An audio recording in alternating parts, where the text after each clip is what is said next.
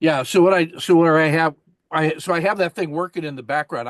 I've had this machine at this. It's like an idiot. I'm using the older, slower machine instead of my screaming desktop. It's just so fucking stupid. I thought I'd just offload it to the slower machine. That turns out to be dumb because I'm about 2 weeks into that project. I've moved from 2,500 videos. I'm now down to the last 300. So that thing's moving right along. Well, so we're at about 300 or 350 million curated words in the AI assistant coach. So I was helping some academics with they're trying to establish a new integrated cross-functional academic conference to study things. So I said, well, you got all these different ideas. You need to come in with the 10 lessons that a freshman student needs to know for orientation so they can start getting their arms around this stuff. And then I realized in a blinding flash of the obvious, I need to do the same thing. So I put the question to the AI today. I said, give me the first 20 concepts, scan the whole thing. Give me the first 20 concepts in a logical sequence that you recommend that a new trader or a trader that's new to our work, because that could be two different things.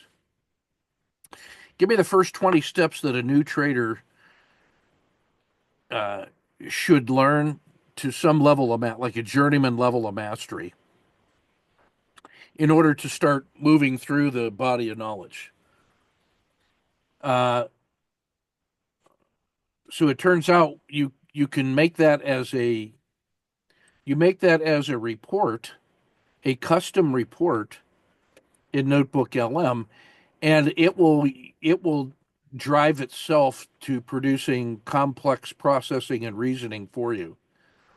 If you put that just straight as a prompt into the chat box, you'll get an answer in about 10 to 30 seconds. If you make a custom report out of it, that some bitch took 25 minutes to think its way through that, and it came back with about a 25-page, one lesson per page, uh, detailed explanation of the concept. Like the first one it picked was the zero state. It determined that of all the 350 million words that have been spoken, the single most important concept in the whole stack was the idea of the zero state for trading. And then it gave a breakout. Well, what to find it? What are some ways you can get there? Why does it matter? How do you know? How do you stay there? How do you increase your endurance to stay in that zone? Some references and readings for follow up into a densely packed one page lesson plan. Let's see, a lesson resource for what's going to be lesson one in this new foundations course.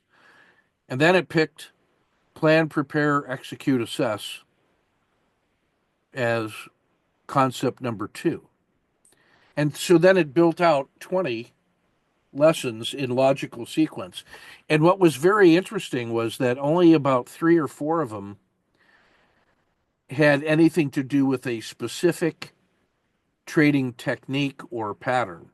Now, it did say owl trading and sniper framing and the compound critical state, but it spent a lot more time on foundational things like how to organize your time and your workspace and do systems thinking and process management and um, assessment of your performance and statistical process control, continuous improvement, all of the support functions that go into the management of a system or multiple systems.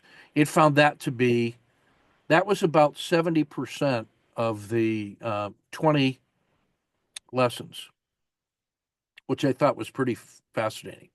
I So having done that, I then said, all right, now, smartass, give me a report on the top 100 specific skills, like a job book. Like, I can operate a drill press. Okay, that's one of the 100. Whereas proficiency with power tools and safety, that might have been one of the 20 lessons, which is a compound collection of ideas. But I said, so now give me the next level down, which is 100 specific skills and tasks. And it broke that out in, and that was in the form of a report. And thought about that for 30 minutes. And I said, and as part of the report, I said, give me at least 10 logical groupings of that. So it did.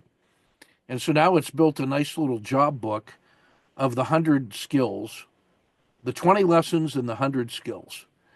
And boy, it kind of cut through all of the kudzu,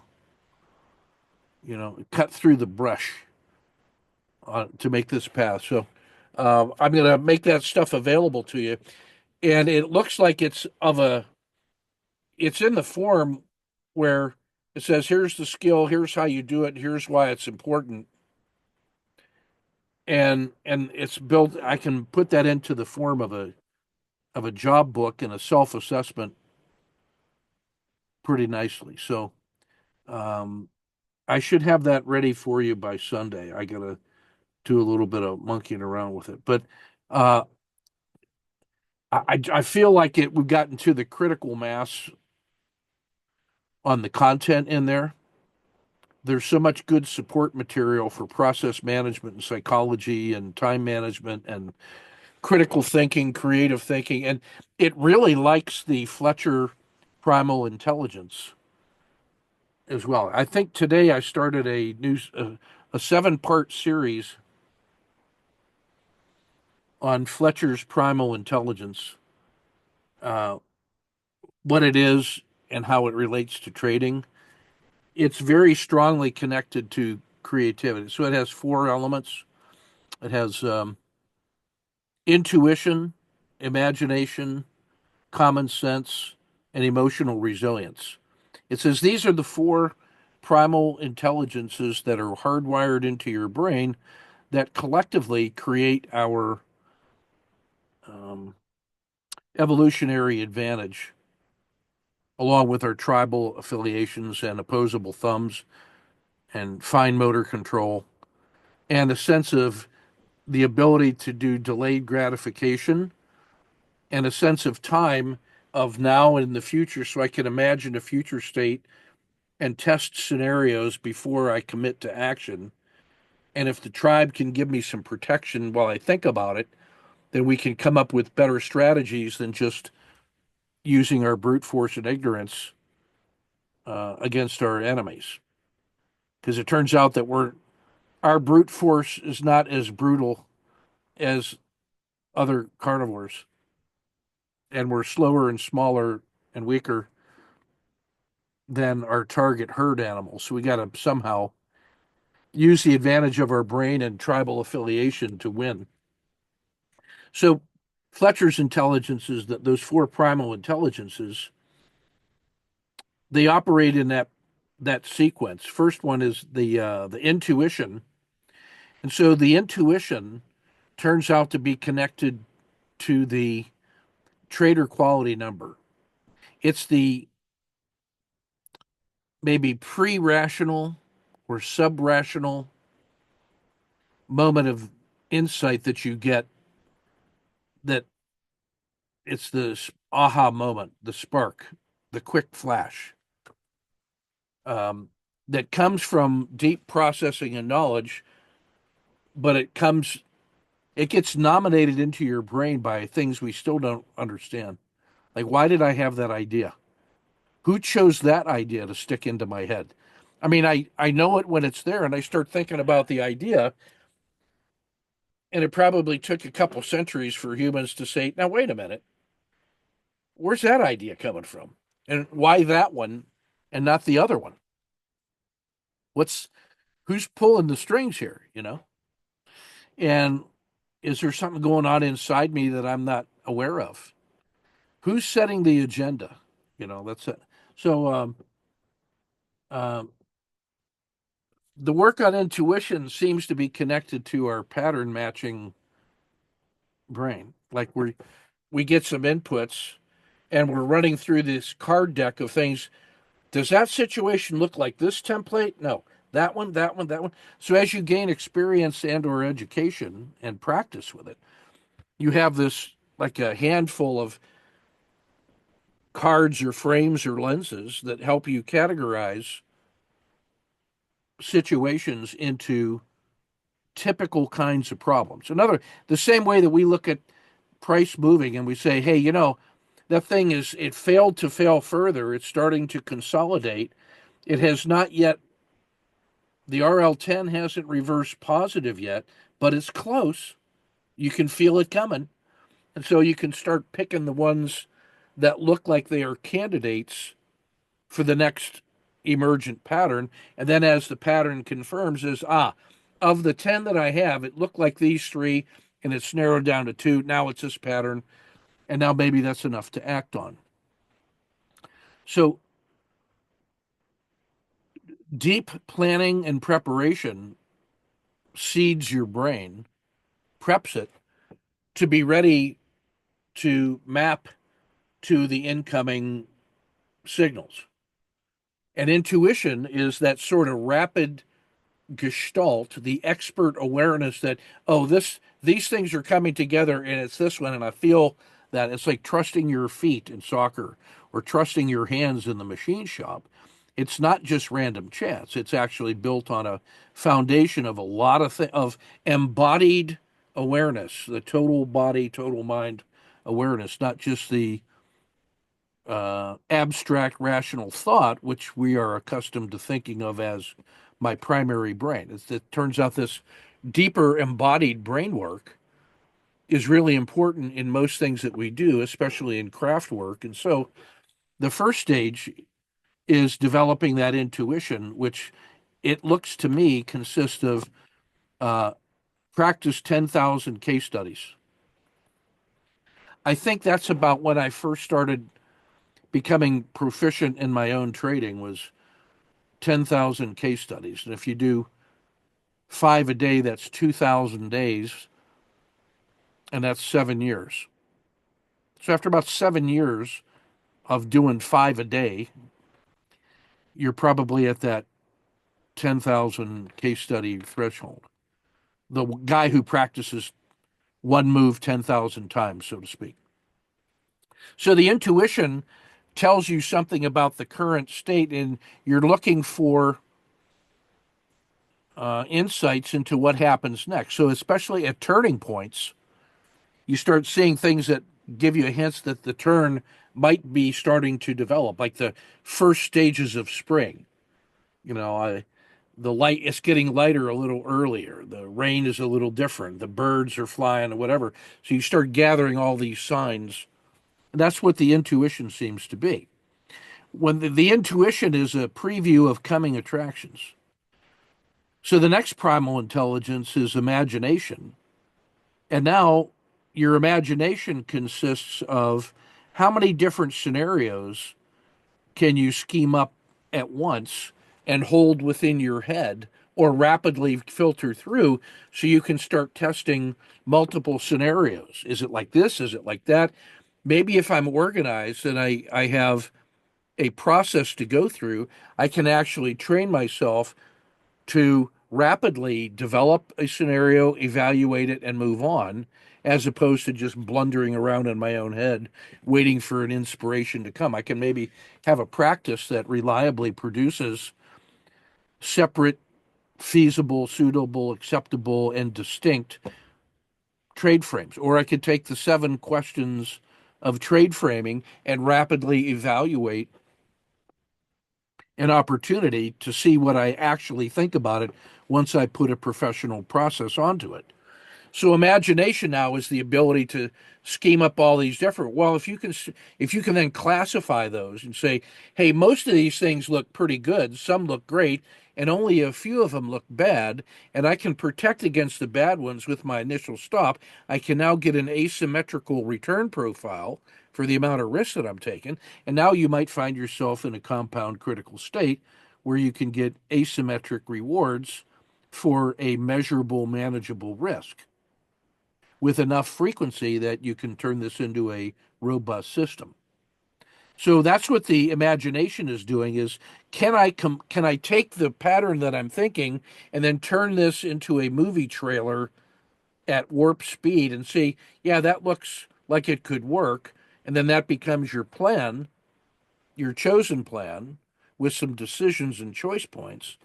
And then you're into execution when you've shifted the mind state away from thinking about it and getting into ruthless execution. You're playing the game now. Stop goddamn thinking. It's not good for the ball club, you know? And so the execution takes a different mindset of being able to trust your hands because you're confident in the training and the prep that you did. It suppresses that part of your brain that second guesses you, your gut, which says, hey, I'm not ready for this and all that. Sometimes you're not ready for it anyway. And your brain and your heart and your hands and your feet say, shut up, we're into it. We got to go now. I don't have time. There's exactly no time left to worry about it. I got to start swimming or I'm going over the waterfall. So there's no, the gut says, yeah, yeah, you know, you're right. I'm going to pitch in and add some desperation into your swimming. So let's go. You're at your most aligned and organized when you're fighting for your life. It takes everything you got. That's why when you're done, you're worthless. You're used up because everything was committed to the execution. And then the assessment mindset, you know, well, so in Fletcher's intuition, then you're setting the first hint that this might be a thing and selecting a few things to consider. The imagination to rapidly frame it and find one or a set of them that look like they are standard plays and could work. Then common sense, which does the risk management to ensure that this thing is not only suitable and might work, but that it is workable within a framework of manageable risk for the reward. And now you're building out the details of the plan and looking for hidden risks and safety limits so that the good idea, if it works, handles itself.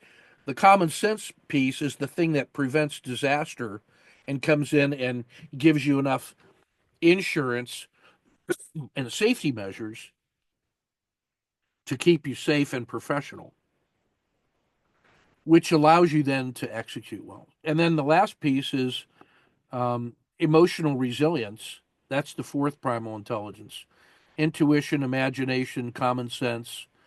And then finally, emotional resilience, which says this is a journey of 10,000 steps, and every one of them is hard. And you get tired at times, and sometimes things go against you. And if it's 10,000 steps, you're going to see some fat tails. So you better understand something about the law of streaks, the theory of streaks, so that you become prepared for what the probabilistic nature of trading is likely to give you over extended periods. And we're bad at fat tails in the same way that we are bad at the exponential function.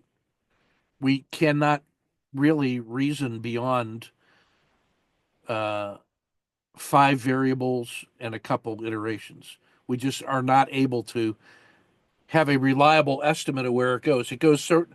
It's like we're geared for the next five steps and no huge changes.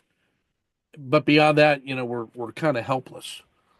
And so, one of the interesting case studies that talks about that is a stats professor who said, uh, "I want you guys to do the following experiment. I want you to write uh, heads or tails for 100 coin flips, and I want you to do one of the two following things.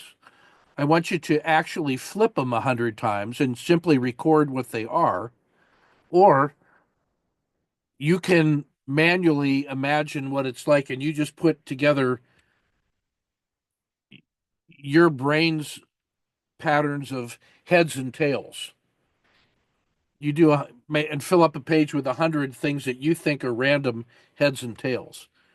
And he says, I will, and then you record that, is seal it, whatever. If I can trust you, you can just, if I guess correctly, or if I guess incorrectly, you'll get an A for the course. If I guess correctly, you got to promise to do all your homework and pay the fuck attention when we're talking. And the guy never failed. And the reason for it was even in a sample size of 100, we're not really prepared for the appearance of long losing streaks on a 50-50 coin flip. And what was happening was that people were doing heads, heads, tails, heads, tails, heads, tails, and they were doing those little things. And they never really got beyond three uh, in a row of either heads or tails. And so the lack of longer losing streaks or the lack of longer streaks in even a data set of 100 showed that it was non-random, that it was human factor. So even though there was only two, and you could say it's probably a coin flip about which one they picked, it really wasn't. It was their brain was not working as a genuine random coin. It was operating off a magical pseudo belief in what randomness actually means. And so the longer the sample, the more reliable it was that the human could not come up with the streaks. So I thought that was bullshit at first. And I said, no, it's probably right. So I built a spreadsheet that did that. It tested uh, streaks of 100, 200, 500, all the way up to 50,000 coin flips. And it would count, it would generate random numbers all the way through there. And then it would summarize the numbers of streaks of different sizes every time you would refresh the spreadsheet. And you could see what it was. And it was like, when you run 10,000 or 50,000, you get streaks of 25 in a row. And you wouldn't think but that's actually, now if you did the binomial distribution, which is a coin flip, and you find out what's the probability of getting a streak of 25, it's ridiculously, not ridiculous, it's statistically small, but non-zero. And when you have a large enough sample, you're going to see that stuff. So I say all that to say that the assessment phase of plan, prepare, execute, assess is really, really important, and that it helps us understand something about the world we live in that is very, very frustrating and creates emotional resilience. It needs emotional resilience in order to deal with it, and that is, why is the goddamn world so persistently obnoxious to my rules? I've done all this work and back testing and prep work, and I got my rules, and the motherfucker still finds ways to remind me that this is why we play the game. It's sometimes that other some bitch wins, and he shouldn't, but he does. It's why we play the game. So I say all that to say that among the last 5 or 10 million words that I've added uh, to the AI coach is a lot of things down in that vein. Systems thinking, math models, statistics, probabilities, and gambling, and some the logical fallacies, the Fletcher primal instinct. So I'm really satisfied with the 20 tasks. There was nothing on there that offended me, and of the handful of things that I wrote down before, I said, "Man, I'm going to give it to it," but I'm going to be, and I just made a little sample of about the first 10 that I thought were really important, independently, just using my own head. And all 10 of mine were on that list. And the other 10 that it offered weren't stupid, and the sequence that it offered was actually pretty good. I think like number 20 was make sure that you are connected to a accountability group of similarly trained traders, but who are independent enough that they have fresh ideas, but are committed to group action in a way that is satisfying and helpful. I said, okay, that's legit. So anyway, by Sunday, I will have the field guide to those 20 lessons built out for you in a Rizuku course, and I had a nice little handbook, 1 page per lesson, as a quick reminder, and then the 100 skill job book. And as soon as my bulk writer resets, uh, I consumed all of my bulk writing stuff in one day, early September. I will add those. I'm going to have it write an essay about each one of the 100 skills with references, so that it builds us out a operator's manual for for tortoise trading or whatever. And I'm pretty happy um, with that work progress. Um, it is astonishing how much work I'm getting done now that I'm not fucking around in the Army office with the fellow Army mules that I'm working with. They had the nerve to send a chat message and a text message out to the team saying, hey, we're working really hard to get the exception to policy to allow you guys to come back to work for no money. And I'm thinking to myself, hey, I don't want you, don't pull a muscle working hard like that on my account. Go ahead and take care of your stuff and just leave me the fuck out of this. But you got to be careful how you communicate that, because you want to be a team player. But I do have to say that I've been keeping in touch with my students and feeding them goodies along the way, and so they have an advantage over their peers.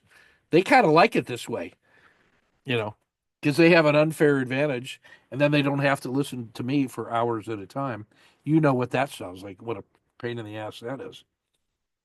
So, so there is that. Hey, I wanted to share. I wanted that's sort of my check in. I wanted to share with you real quick before I forget a one of the quizzes. Um, let's see, screen two. Yeah.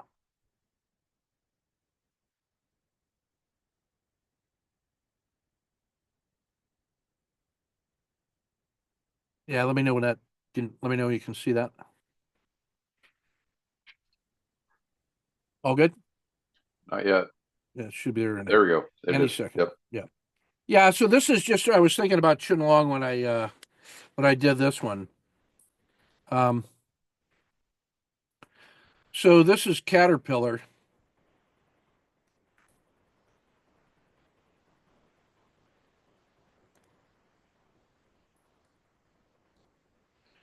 and it's a 9-day chart.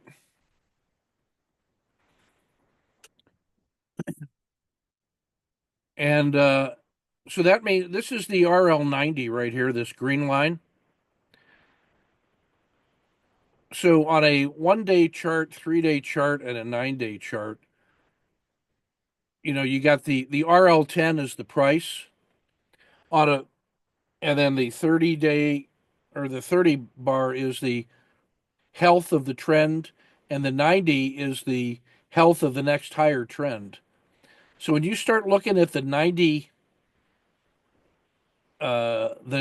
bar regression line on the 9-day, that's looking at the trend of 810 trading days. So that's like a 5-year moving regression line. And when you get this, the 30 and the RL10, it gets to a maximum excursion like that. You also notice that the maximum unfavorable excursion was here, and it took 3 bars to move from about 270 to 325. So that's $55 on 270, which is about five. Yeah, that's uh, that's a 20% move off the low. And here's where the RL10 reverses. The RL10 on a 9 day bar is the RL90 on a 1 day bar. And the RL90 is the strength of the next higher trend. So when you get a change in the slope on the RL90, you better pay attention. Look how good that sumbitch is. And here's the rule. Bob Rourke and I were looking at this and we said, look, on a 9 day bar, the RL90 is king. When the slope is positive, you should be long no matter what. When the slope is negative, you should be short no matter what. And when it reverses, you have a major inflection point. So this is the let's see, 2025. This is the Trump dump,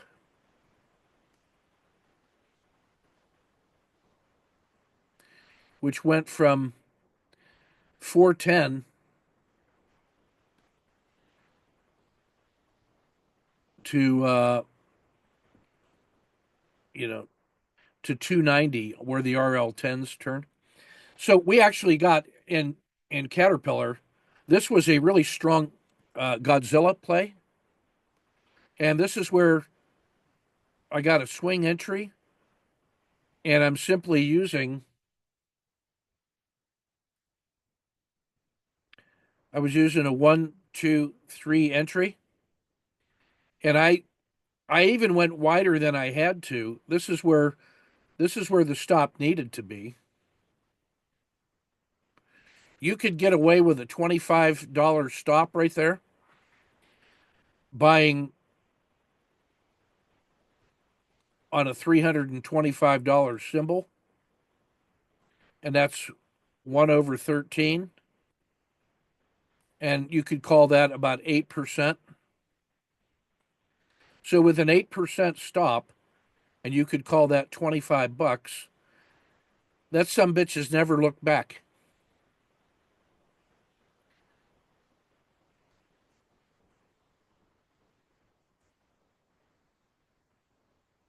And that has offered something like, this is where it is. That's where it was today. And each one of these is like the Hogard press. It's like, because why not? As long as you're seeing like rising lows, you're okay.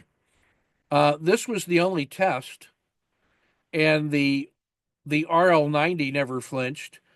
The RL30 was still rising. We still had some cash in there. Even if you get out here, your reentry is right around in here anyway. And since it's already cleared all previous resistance, you could put all 3 or 4 right back onto that and then just continue to march. So, with that strategy, this is sickening. This one is holding 10. This one's holding 9. This one's got 7. This one has 5. This one has 4. And this one has 2, which gives you 11. Let's see, 11, 27. That's 37R right here. So if I want to keep If I want to keep 70, so if I got 37R, let's let's just call it 40R, and I want to keep 70%, I got to keep 28 on one, two, three, four, five, six positions, meaning each loss of 1R is -6. I basically, this would keep 70% of the open gains. This one would keep 80% of the first gain. So this one would represent -12. So I just go -6, -12. So I go 37 -12. That's only, even this stop right there is only keeping 67% of available open gains. So where I really need to, if I want to keep 70%, I need to have my stop at 570. And and every R that goes up is another six. And there's no, this is an all-time high. And you say, who's going to replace Caterpillar? They can make tractors and battle tanks. And if you don't think that they could make robot anti-drone weapons platforms, you'd be wrong. So Caterpillar is like Ford Motor Company before they got stupid. Caterpillar may be the most important alternative manufacturing except Tesla. What does Tesla do? Well, Tesla has energy, AI, the mega factory, it has space, it has Starlink for command and control. Um, that's and it has robots. It uses a mega factory, which is a robotic factory that can make robots. So you want to talk about a second order effect. So Tesla and Caterpillar are actually America's military. That is the military industrial complex for ground and submarines. And oh, it's got rockets. Oh, he's got rockets too. So he could replace the entire Air Force too. Now, if you're stupid, you would chase Elon Musk out of the United States into the waiting arms of every other nation in the world that wants a successful military force. I will conclude this remarks by saying Tesla is not a car company, and Caterpillar is not a tractor company. And the 9 day bar is all you got to do is measure the difference between the RL90 and the maximum adverse excursion, and then put the stats on that. And when you find an excursion that is greater than Z -2 in that direction, then you look for a 1, 2, 3 entry, or uh, 20% off the low with an 8% stop. And then you run that on every symbol in the S&P 500 and probably the S&P 1000 and all the ETFs, and you will never be on the wrong side of that trade. And then pay attention to the slope of the RL90.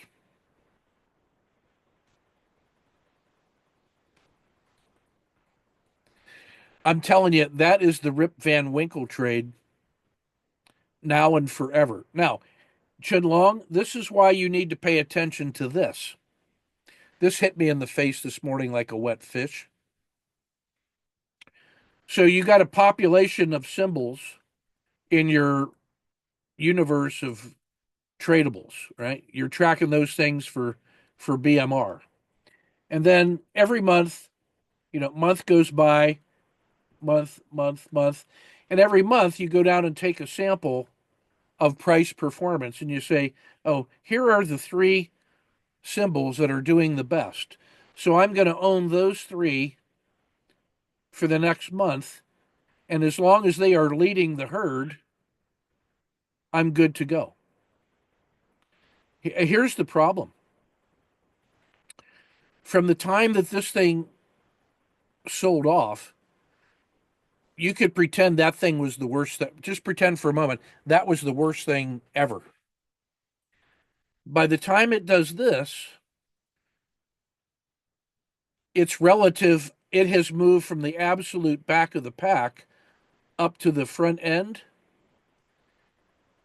and so you'll get the follow through while it is the leading candidate, but you miss the first half of that move. But you give back the asymptotic sell off when that thing reverses. What this little strategy will do is give you a fighting chance to capture the first leg, and then this is where the BMR picks up. So we're calling that the PBMR, the pre BMR, or we called it, I think Bob called it the BMR regression slope or something like that. But the idea now is that um, when you have your little stack, so if this is the average, and if this is plus one, and this is minus one SD, so you have category three or four, three, two, and one. BMR always gets you into the front runners for as long as they can continue to front run. And that's about 1/6 of the data is up in here. And about 1/6 of the data is down in here. And about 1/3 and 1/3 is in here. So this little turning point is how you get the initial. I consider that to be a pretty low risk trade. Here's here's what you should notice on that. The extreme sell off that already reversed pretty hard, higher open, higher lows, and then a 1, 2, 3. And this one had declining volatility. The key bar on this whole thing is that one. Look at the size of the range compared to the previous sell offs. It's a third of the size. 2/3 of the volatility disappeared by the time this run was done. So now you actually want to start classifying the range percentage of your 9-day bars to determine when you have an outlier bar followed by a super quiet bar. Now your 1, 2, 3 entry is good to go. Done. That's how hard you got to think about that. The statistics will not steer you wrong. So, in conclusion, what this idea will allow you to do is then use your regular trade framing to go back to things like um, previous peaks. That's just an emerging dragon. This is like an R10 wiggle. The slope of the RL10 never even went negative there. So you could hold that all the way through, or at least re-enter here. And then this one took out the previous bar's high, and this one took out the previous bar's high, and you still got rising lows. You could just lather, rinse, and repeat that forever.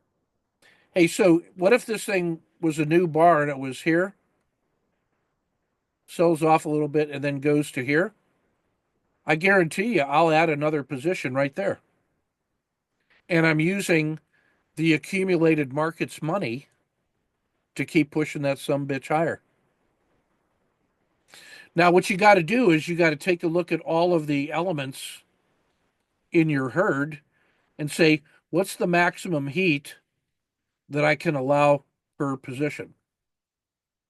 Because I don't want this to become so successful that it now is taking up that much of my capital. Or, but although I will tell you, that's how JP Morgan and John Paul Getty became winners. That's where you get the generational wealth.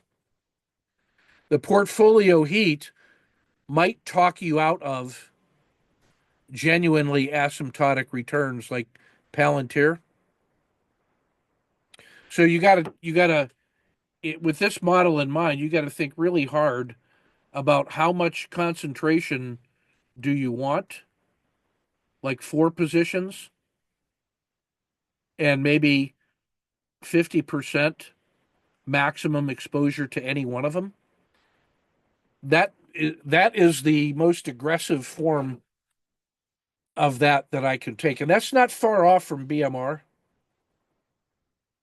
There's some possibilities there. Now, here's what's even better. You can, if this was what the 9 day looks at, I will guarantee that there are places inside here where if you drop down to the 3 day, you could get some 3 day turbo on a 9 day core in Caterpillar. And it would take you approximately 20 seconds a day to decide what to do with that position. Or you could just have that trailing that trailing keep 70, where the keep 70% is legit is when you start stacking up multiple positions and you want to keep 70% of the capital and not just 70% of the first position. This number here is 70% of the first position. But when I start adding these multiples, 70% of the open capital is up there. How much I can afford to give back because I got six positions. The other side of that is if it gets to the point where it's taken too much heat, you say, hey, what I got to do is I'm just gonna cut that off right there. I'm gonna sell half the position, and now I'm gonna calculate my keep 70% from here. But I'm gonna keep 100% of this, reduce my position size in half. Now I only got half a position going forward. But that allows you to you're talking yourself into giving back more negative price action because you have a strong belief in this thing. I'll tell you that once you're past the previous all-time high, don't fucking do that. Just keep 70% of the open risk or of the open gains, and you will continue to have a large position size going forward. And then I think I would do on portfolio heat, you decide whether that's 10%, 20%, or 50% in anywhere from 4 to 8 positions. And then that's your long term strategy. Now you're safer if you do that with the larger indexes, but at some point the larger indexes all almost look the same.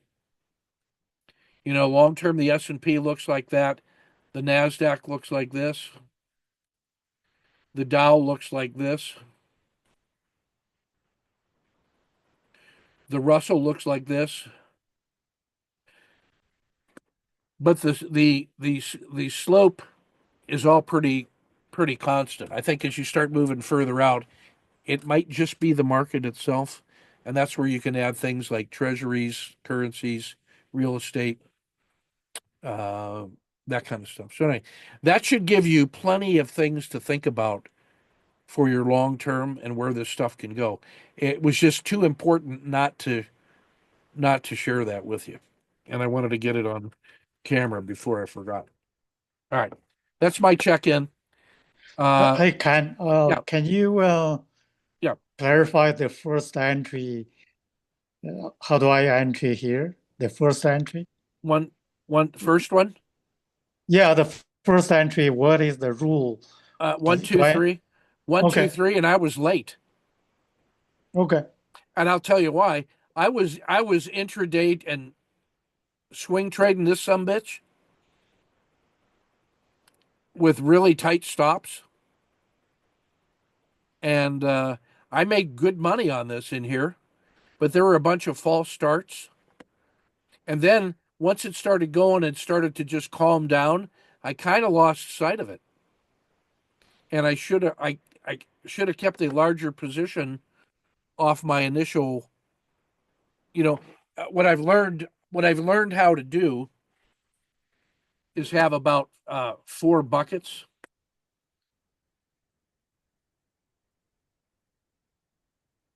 where this is like the 9 day bucket, the 3 day bucket, the daily bucket, and the 30-minute bucket.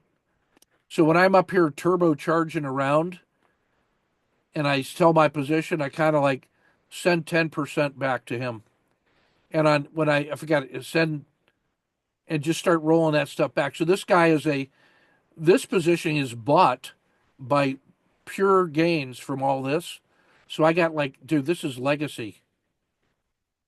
And that way you always kind of have low risk positions in blue chip areas that are keepers like that. Like I have a belief that Palantir is not going to go to zero. I've got I've got a number of shares in PTIR that are fully funded with gains, not the risk cap. The entire share was just given. It was just given to me by the market. Here, you have it. That's all. Okay, fine. And so those are the ones that are in my wife's account, and I'm not ever going to sell those. So, uh, yeah, her account is up 1,000% in 2 years, and mostly because of the focus on Palantir. But I could afford to do that because, as a percentage of total portfolio, I could afford 100% heat on her account, um, because it was a fraction of the total account. So, um, yeah, so I looked at that as a one, two, three. You would not be wrong if you wanted to drill. If you saw the 1, 2, like the 1, 2 made this really attractive because you had the big sell off and it had the higher low. The close or the open was higher than the close, and it closed near the top of that thing. So I was ready to go here, but I monkeyed around and only got it there. I was too slow to recognize, and I finally established a buy and forget about it and using the 9 days strictly. And then you just get used to the things like, oh, higher lows, and here's a doji. This was an important moment, and it voted to the upside. Notice it gets to here before it even does the PSAR flip. That's where the official SSC is happening here. And here's where it does the PSAR flip. This is the RL30 PSAR. And then this was the emerging dragon off of the swing high. And then this one held support by the RL90, and that wasn't bad. I could live with that one.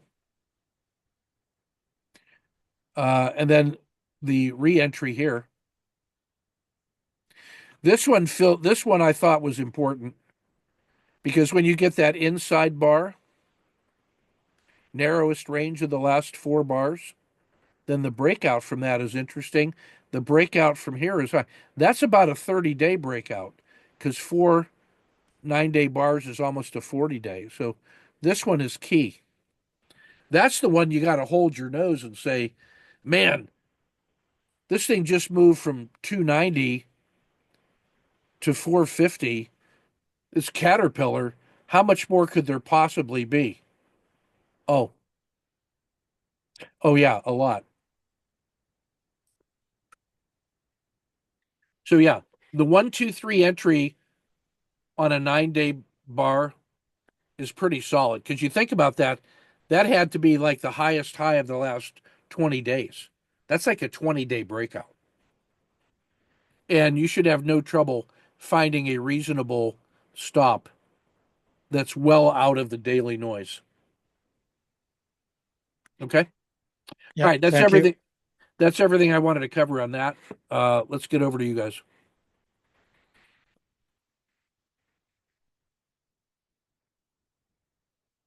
Who's up?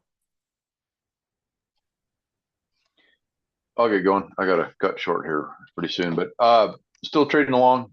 Looking at my daily 401k process. Now that we got a little bit of pullback, I'm kind of stalking a potential reentry here in the next couple of days.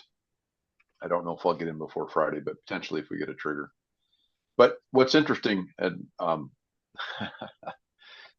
the great late Dr. Van Thorpe is rolling in his grave, because I realized today that as I'm watching charts and I'm looking at getting in positions, when things get kind of critical and they get into that critical state of whether it's going to go up or down, for some reason I find this really odd desire to get up and go do something else. There's something else that's more important than sit down and actually watching to see what happens. And Yeah.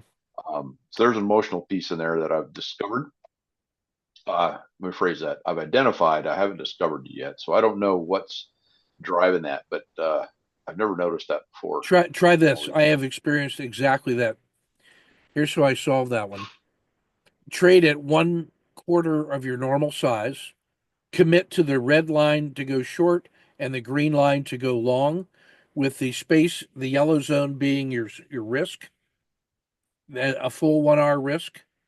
Trade that at a quarter size of what you would feel comfortable with if you were watching it, and leave it, walk the fuck away from it until the bell rings, and then you wonder which way it broke out. And So, completely offer that to the monkeys of the world. What you're doing is you are conceding the yellow zone to the first mouse and the monkey. You say, you guys decide which way to move it significantly. Here's how I learned how to do that one especially well, and that was in the bar by bar trading with during COVID. There were a couple sessions where I was really working Ken Hum very, very hard, and live and on camera, and uh, he would frame a trade according to a standard pattern, and it would work, and then he would exit, and then I would say, "All right, what is your plan?" Immediately, and he would say, "Well, I'm going to study it and see what happens." I said, "No, you're not. You're going to answer the question right now." And so what we did was, uh, I said, I'm going to start where the price is, and I'm going to start moving, and I'm going to go to the next bar, and I'm going to start going down, and then you tell me where you're confident that you would go short. Red line. I said, now step back. Now we're going to start moving the price up, and now I'm going to keep moving that price up until you tell me that you feel like you have to get in. Green line. And we said, all right, now shake it off. That's your yellow zone of indecision. Walk away for 3 seconds and come back, or snap your fingers and now say, now, let me take a look at the whole other chart now that I've cleared the zone and I've really framed it in both ways. How far do you think this thing could go to the upside? And so we would go back to previous support and resistance, and we would find the price ladders and start building in logic where would it halt and why would it halt there based on previous patterns. Okay, okay, okay, okay. And then here's where the all-time high, whatever it would be. We say, all right, so that's your price ladder of confirming events on the way up. Let's see if that justifies a 2-to-1 reward to risk. So could you actually take an entry at the green line with a full yellow box as the risk, given what the upside looks like? Yes or no? If no, move on. Or reduce the size of the risk because of why? Well, I'd have to go to a shorter time frame and start managing slightly differently to see if I could get a different reward to risk ratio. Now do the same thing on the downside.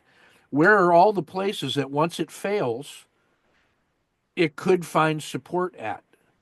And now have I constructed a compound critical state that gives me a asymmetric favorable reward to risk ratio in both directions?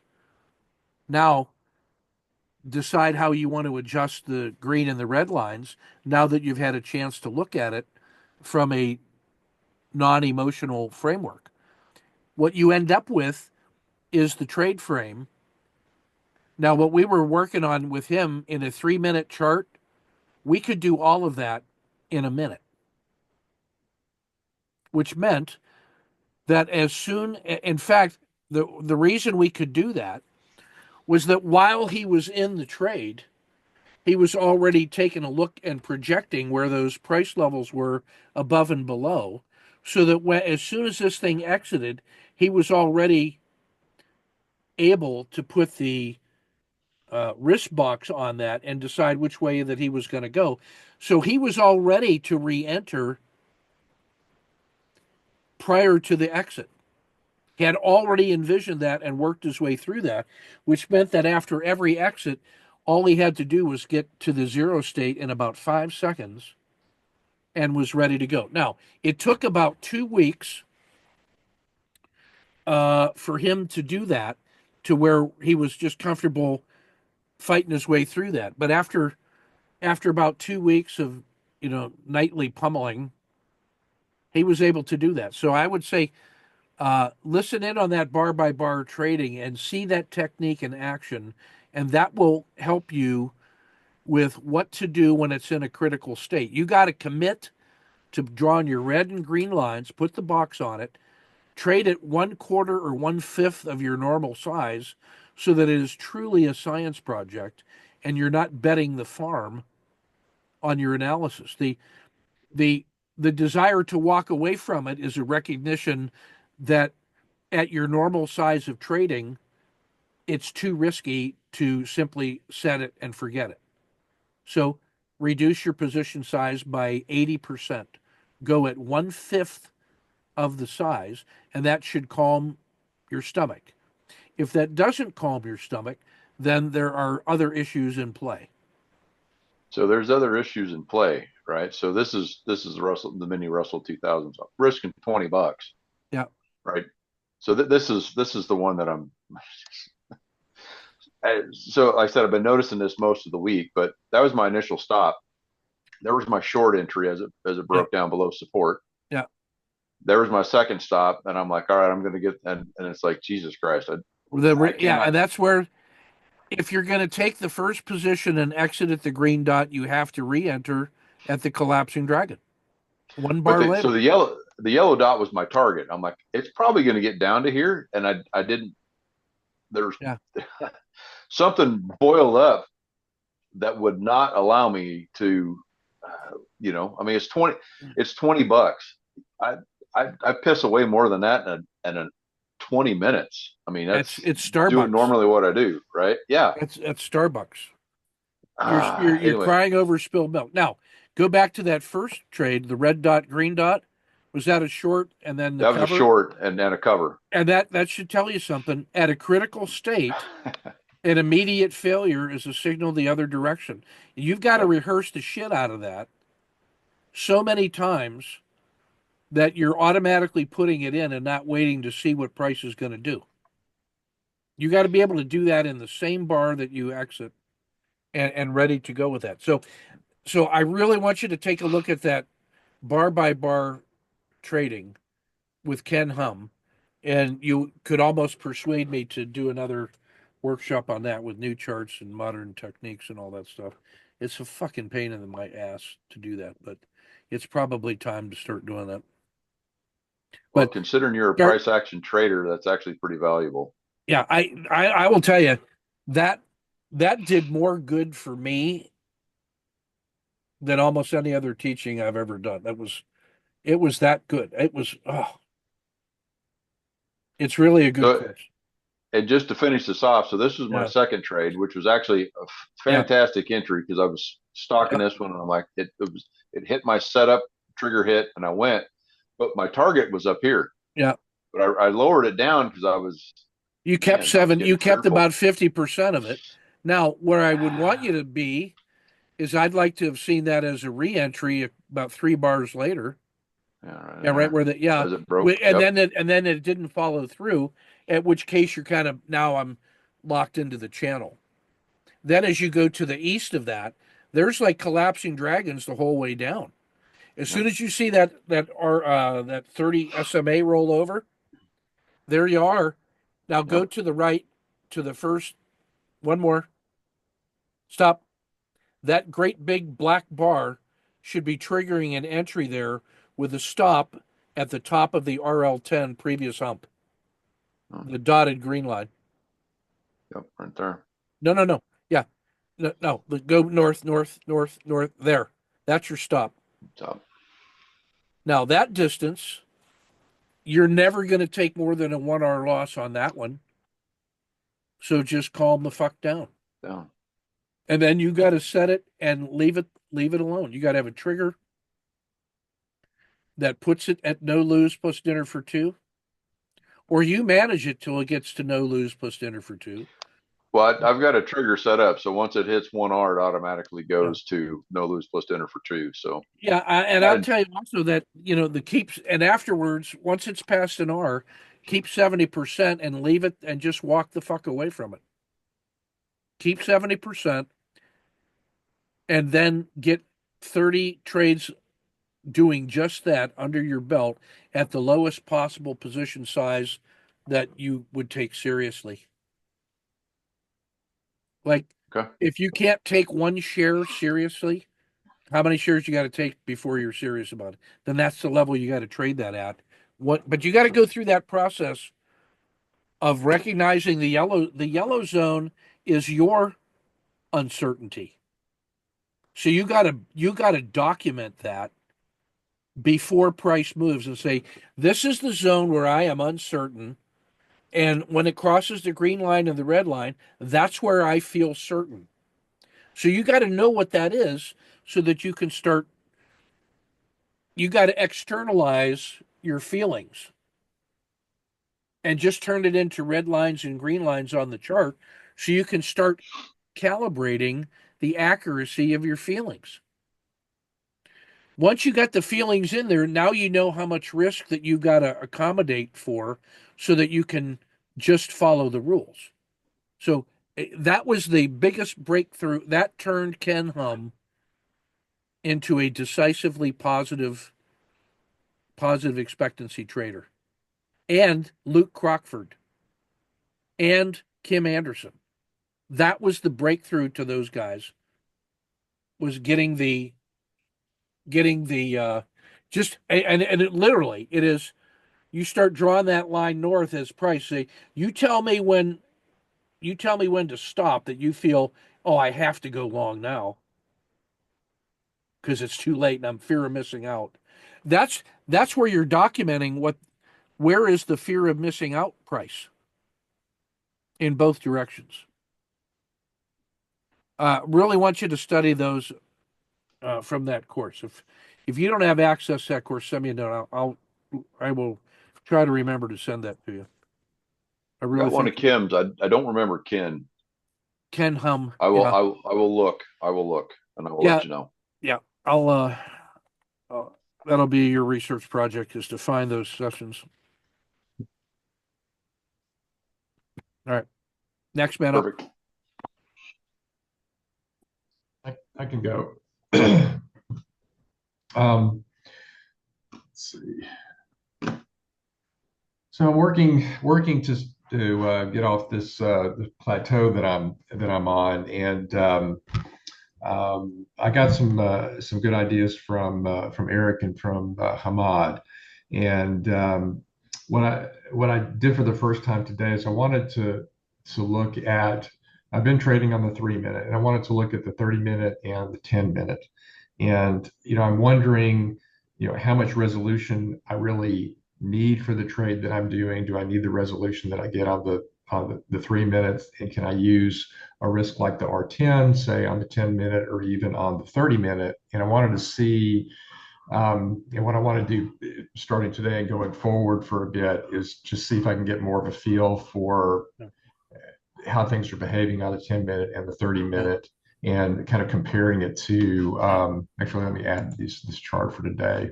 Yeah. With What critiques. what I find is that when I'm using the 10 minute and the 30 minute, I'm using the R5, Okay. which is a double R10.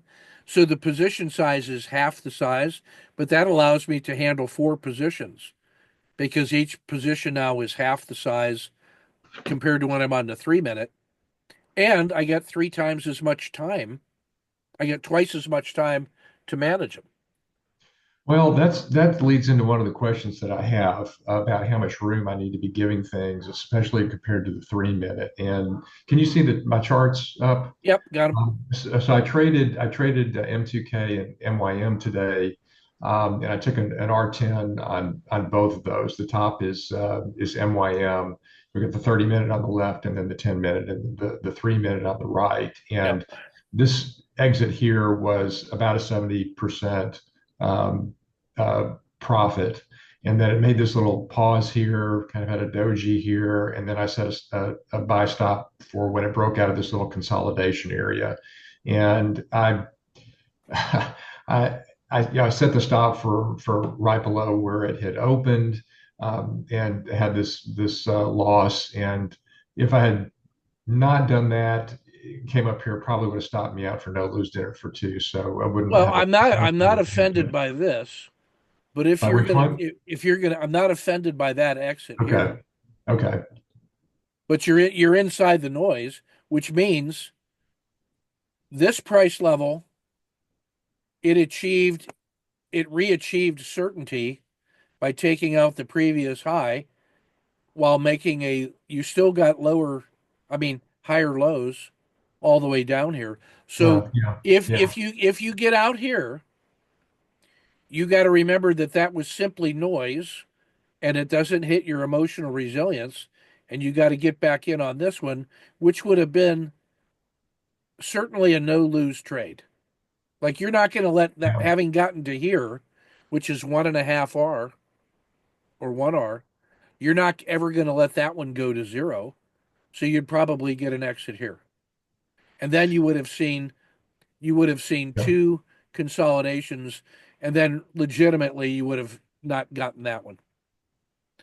Well, that's But then when you get this, you should be short here because you got the yeah. RL10 turned from green to blue. It entered the dragon, crossed the spine, left the dragon. You got a 1, 2, 3 entry. You're going to come down to ultimately the previous VWAP, or at least the current VWAP. So if you get short here with a stop above the hump of the dragon, you've got about 1 R, 2 R, 2.5 R, almost 5 to there. And then with that first Mhm. bar, you'd be at no lose plus dinner for two. Then it's just watch and wonder. Well, that trade was available. It kind of made that peak, that sharp peak above the drag, and then really sharply reversed.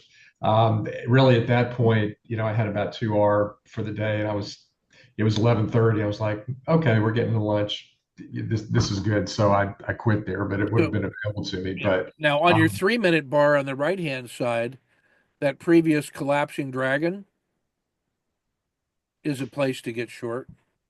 yeah, And then by this time, you're pretty sure when it takes out the previous two support levels, then the test is going to be whether is this really going to hold? Because if that fails, then there's no support in here at all until it gets all the way back to here. So that's why this is a low risk trade. yeah, Because if it works and it gets through this crap it's going to here. Well, on that 10-minute trade, that's an R10 that I have. That's that risk box. Should Yeah. I, if I'm trading it on the 10-minute, I traded it basically like I would with the 3-minute, including my profit. I don't mind this Stops. one at all. I mean, that feels okay to me. And the reason I Okay. say that Okay. is that you're already comfortable with the R10 as for position sizing and whatnot. It's below, that was the open, and here was yesterday's VWAP. So you want to, it's going long, and by the time it gets to the R10, it's a new low of the day, and it's below yesterday's VWAP. Yeah. That's your signal to go short. So there's no reason to have a risk wider than that. And now that's a perfectly reasonable risk box, even though that's only an R10. What I would do for like position sizing is I would position size against a full R5, but I would be committed to exiting here. So the worst I'm ever going to Yeah. do on that trade is a minus 0.5 R as measured against an R5. And then because that's an R5, there's four more of those to the upside, which is 1, 2, 3, 4. Yeah. That's your range stat move is up here. That's damn near a range stat move from here.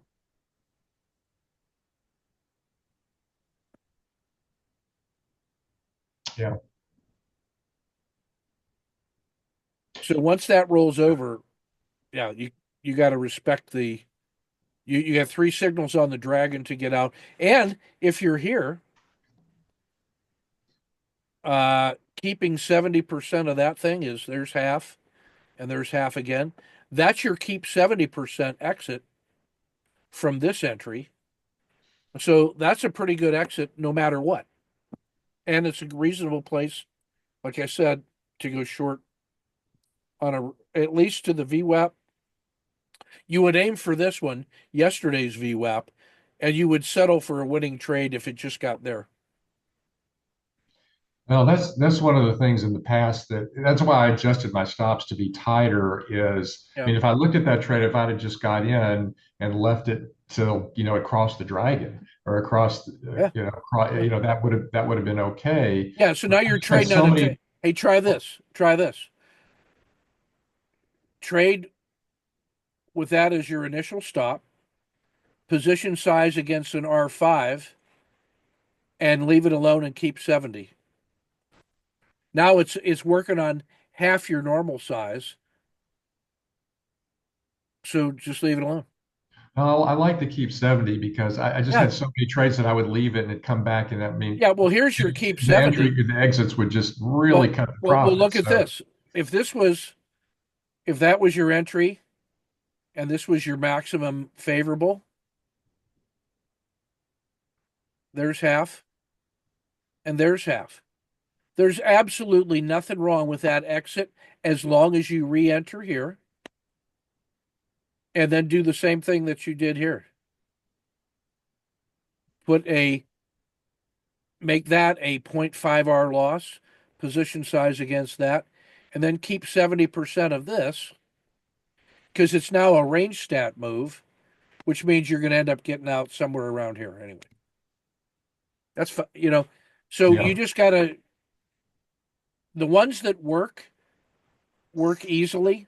And when you go to the 10-minute at half your previous position size, your anxiety level is reduced enormously. And you can manage 2 symbols because it feels like you'll have forever. You got 3 times the amount of time to make your decisions and framing, to check your 3-minute bars if you need to see what it looks like on the higher time frame. Well, it was interesting because I had the 3-minute off to the side. I Yeah. was trying to just look at the 10 minutes. That was my time frame I was trading on. I had the 10-minute and the 30-minute. But I'd kind of drift over looking at the 3-minute. That's And right. I mean, Well, actually Well, you'll today, do that, but you'll only be able to manage one position. one symbol. If Well, you I actually need want to to be able to stop doing manage that, I two or guess. three, then you got to trade the 3 minute noise to get a second position on. And then you got to trust. And remember, each of those positions has half the risk of your 3 minute position, and you get 3 times the amount of time to manage it. You should be programming yourself to be more relaxed because of those. And those are facts. That's not feelings. I feel like Yeah. I have more time. No, you actually have 3 times as much time to make the same decision So on half the risk. I really need to have the discipline, is what you're saying, to not look at the 3 minute and just trade on the 10 minute, give myself more room here. Here's how you Uh, don't look. Here's how you don't look at the 3 minute chart. Don't open it up. Just that would be awfully easy. that's a technique. That's an advanced technique. That's an advanced technique. I'll research that one, Ken. Well, here's the thing. You need screen space for the other position. So you got to replace the 3 minute view with another symbol that has the 30 and the 10. Well, and that would, of course, increase my span of control. And so that's one of the things that I hope that it would do. Here's how you reduce risk further. So you want to trade two at the same time. Trade one only until you get it to no lose plus dinner for two and hand off the exit to the 70% rule. Then and only then, take a 1 minute break, get a cup of coffee, come back and get the next position. And that way you are only actively managing one trade at a time because the rules are managing the other ones to exit. Yeah. That's the winning Oh, trade. That's the okay. winning proposition right there.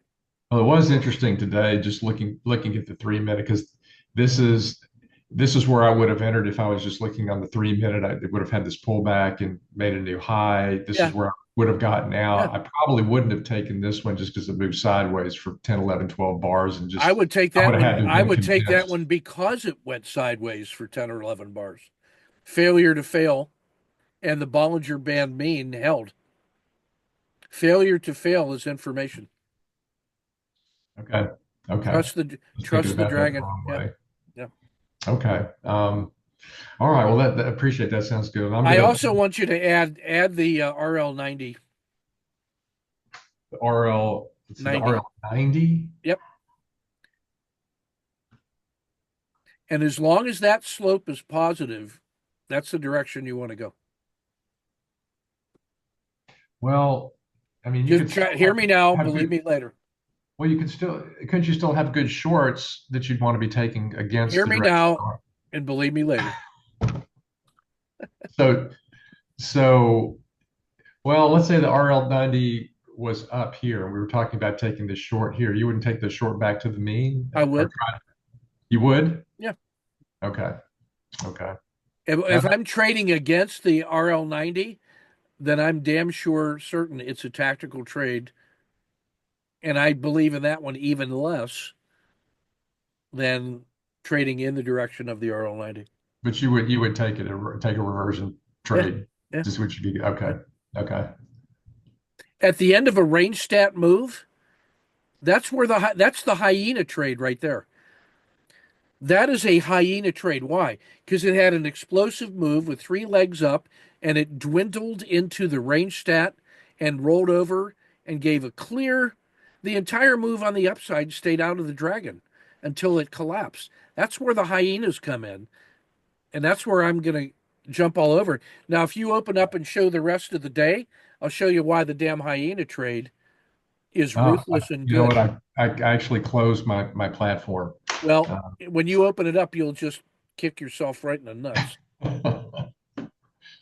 Well, I probably would. On the other hand, I am trying to kind of, you know, Yeah, just well, you get over the regrets. yeah, I'm Regrets trying ahead. to just trade the morning session to be Yeah. under control and achieve my objectives. Yeah, because it's so easy just to do it all day, and my wife wonders whether I'm still here. So um, I Yeah. got to balance that some.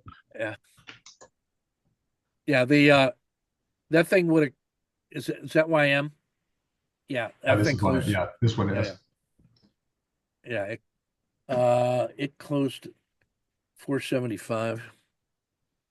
Yeah, so where the it comes all the way down to Right. here, Like about here. I think. Somewhere around in here, I think it closed.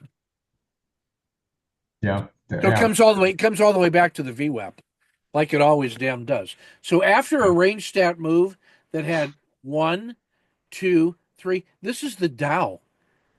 That old cow is tired and wants to come home to the barn. That's where it's going.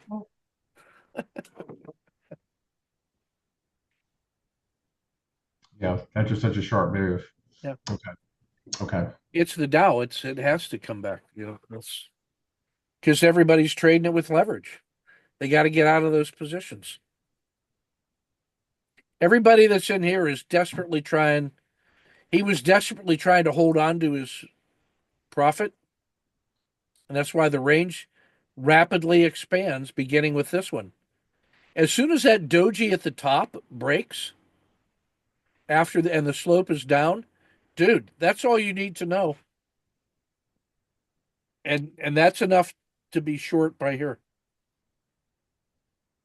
Yeah, that's something I haven't ever looked at is where the Dow finishes at the end of the day. I mean, does it always finish near VWAP or is that the most common Well, uh, outcome of the here's day? how you figure that out. Yeah. Do the percent D, which is, as we defined it, was the historical difference between closing price minus the VWAP divided by closing price, expressed as a percentage.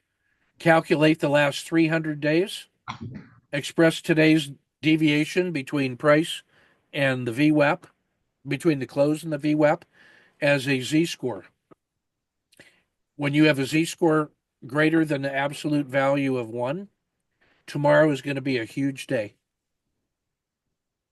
You can print that.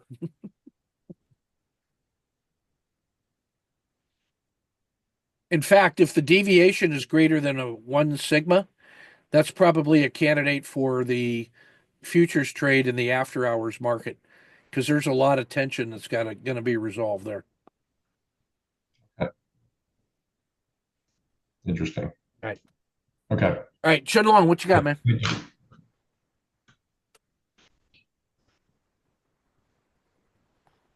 Okay. Yeah. Now, not to overlook the fact, Jonathan, that was a 2-hour trade as traded. So good problem to have. Well, I got 2R on the Yeah. on Russell also, so Okay. So good problem to have. not too bad. Remember what your problems were like a year ago. Different problems. Very true. Same number of problems. They all hurt the same, but it's a different kind of pain and suffering. This is a Never, first world problem. very true. All right, Chinlong. Yeah, I restart my BMR last Friday. Now it's down 1%. About 50% invested, down 1%. That's my BMR. Can you unshare that, Jonathan? I'm trying to. How do I share it? I don't know. You should have some at the top middle of your screen. It should say unshare, I believe. I've just got. It just says share at the bottom, so I thought I was unshared. Yeah, that's all. There you go. Yeah, that's gone. It keeps asking me to share. Are you still seeing my charts? No, I turned it off. Oh, okay. All right. I'm able to do it.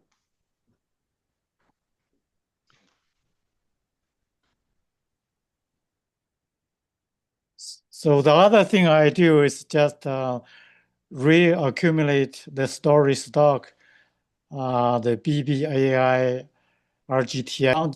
Yeah, you may want to look at the USAR. Does that look like a story stock? What's that? Which one? one? USAR.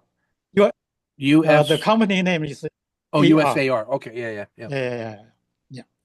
The other one is the a hydrograph. The symbol is HGRAF. That sounds like a crazy Toronto Stock Exchange Canadian Exactly. Canadian witch doctor.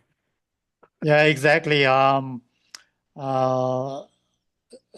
entered the position in I wonder if I September. took that position if the administration would come after me for supporting Canada instead of US. But that one is a good one. It's a get a lot of potential. Yeah. It's a research company manufacture on the graphene. Get maybe 10 or 100 times bigger if the company is success. Mm-hmm. But that's what I do. I think you talk about this 9 day more than I wanted. So I will study today's session. That's from your whole. Oh, that was yesterday. And Yeah, that was yeah, real. yeah.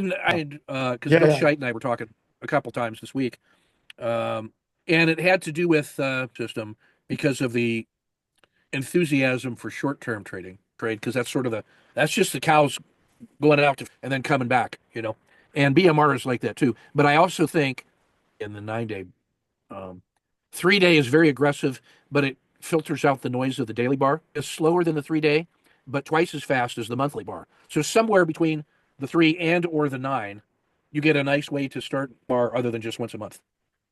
The reason I think you want to do that is because history shows that a really bad quarter can produce a bear market of a 20% sell off. And when you have a bear market where you had 20% losses in a quarter, about 80% of that pain and suffering happens within 30 days or less.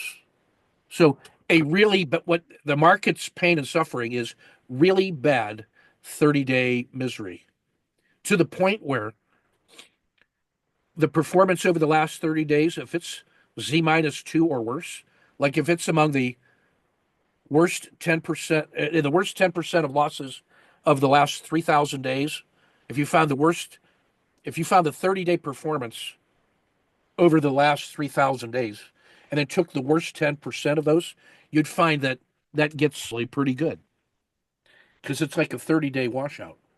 But what you need is a genuinely extreme 30-day period. It doesn't mean by tomorrow, but it means you're in the neighborhood and you're looking for the turn, and you should be ready for that systematically. Early alert. It's like, hey, I think the buffalo are getting ready to run. Yeah, that doesn't mean you can just walk over there and jump on one. Some bitch is still a buffalo, and he will stomp you unto death. So that's my thoughts on the 3 day and the 9 day as a supplement to the BMR. On the positive side, they protect you against the intraday and the daily noise that can be so troublesome uh, for non full-time traders. Yeah. I'm good. You good? Okay, Eric? All righty. Can you hear me?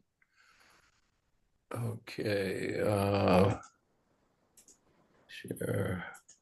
All right. Does that show up? Yep. Okay. So my question to you, Ken. So psychology. So, I do not have an AI assistant right now, but when I would develop one, would that assistant help me with psychology?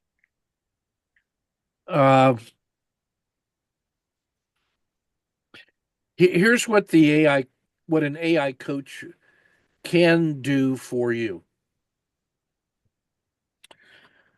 An AI coach is an intentional mirror of known dimensions. All right. Now, here's what's magical about having a human coach and a human mentor.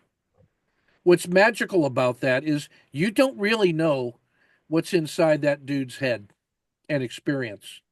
What you know are the words that come out of the black box, and you have reason to believe it is connected to deep experience and that person has somehow integrated thinking and feeling, intelligence, but wisdom and experience and has values of a certain kind and a frame of reference from which he consistently talks. And so there's still an element of that. It's the human connection, and the magic is in the human connection. AI can be a very good simulation of what's inside the black box. It, if properly trained,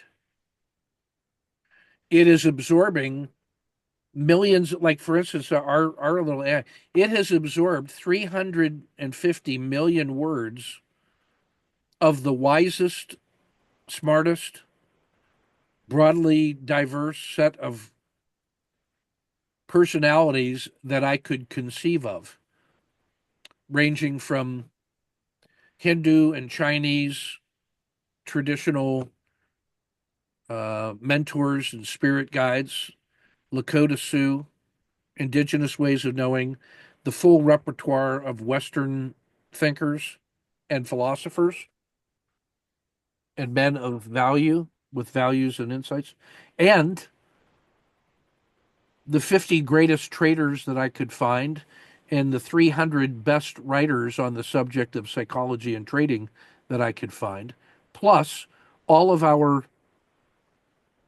tens of thousands of hours of recorded coaching and workshops and discussions from our work, and interviews with traders from around the world. So there's as much human experience as I can pack into 350 million words from the widest possible cognitive, emotional, critical thinking perspective as you can get, at least as I can get. That was the subject of conversation with the CTO of Palantir and the AI guys from Detachment 201. That's about as much as I can say about that. Now, I can craft a particular persona as a coach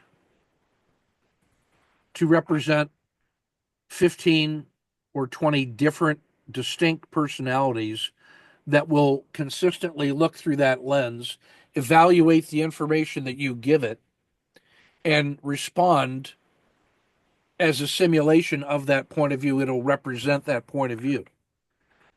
In every case where I have been testing that out, it does a faithful job of doing that.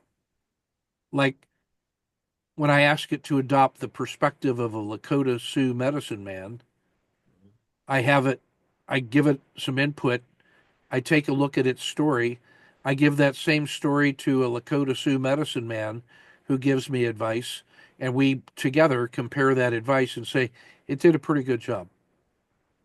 So what I want to say is a carefully constructed AI coach, I believe it to the 99th percentile, can create a mirror for you to look in to examine your reflection in a mindful way, which means like when you go to the state fair and you go to the hall of mirrors and you look at all the funny mirrors and all the distortions, those are all constructed mirrors that have certain characteristics that are going to give you a reflection of a certain kind that's defined by the physics of the mirror.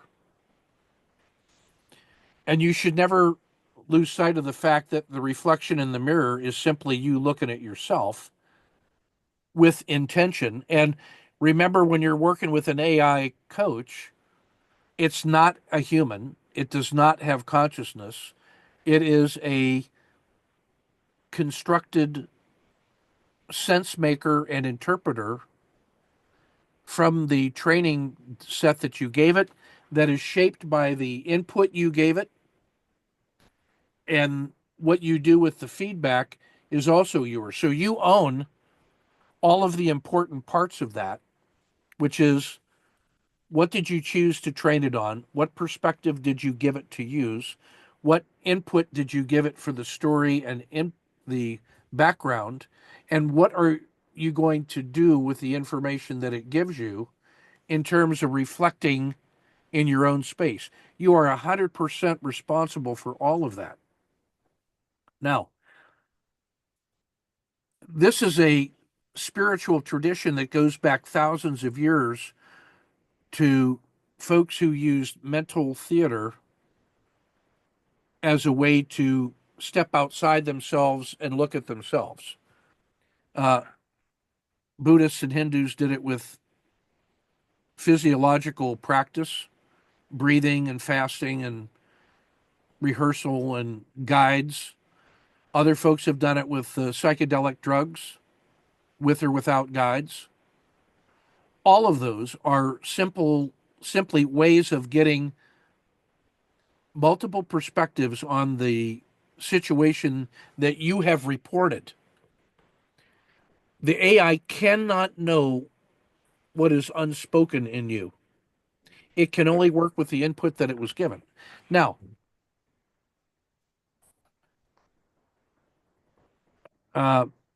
therapeutic professionals are very careful to point out that dialogue with a AI is not therapy, cannot be therapy, and I agree with them. However, it can take on the form of dialectical behavioral exchange and reflection. It's no different than when I sit around and think deeply about what the fuck I'm going to do and what would my dad say and what would my boss say and what would my kids say. In every one of those, I've created a persona that I have trust in my ability to have empathy and understanding. And what would my dad probably say if I said this? So what I'm doing is essentially adopting deliberately a different perspective. I've created a mirror of my with my father's characteristics, and I'm giving that, and I'm trying to genuinely step outside, adopt that persona, look at my shit, and talk to me as if I was my dad. That's what you're doing with AI. And if you're going to do that with AI, you got to be very careful about how you construct the mirror and what it can do for you. I have absolute confidence in my ability to do that with myself because I've been doing it every day for 2.5 years, in the same way that I've been doing this for 50 years with non AI personas and spirit guides and actual mentors and coaches. So I'm pretty comfortable that I won't forget that this is an AI talking to me and that it's an AI of my construction. And I take a look at the concept of protreptic coaching as my ultimate guide on this. And so protreptic coaching, and pardon the lengthy answer to this, but the philosopher kings in Athens had absolute supreme power, 100%. Even though in charge of a democracy, they had all of the power because they were living with Sparta, and you had to have somebody that was able at a moment's notice to take charge. Anyway.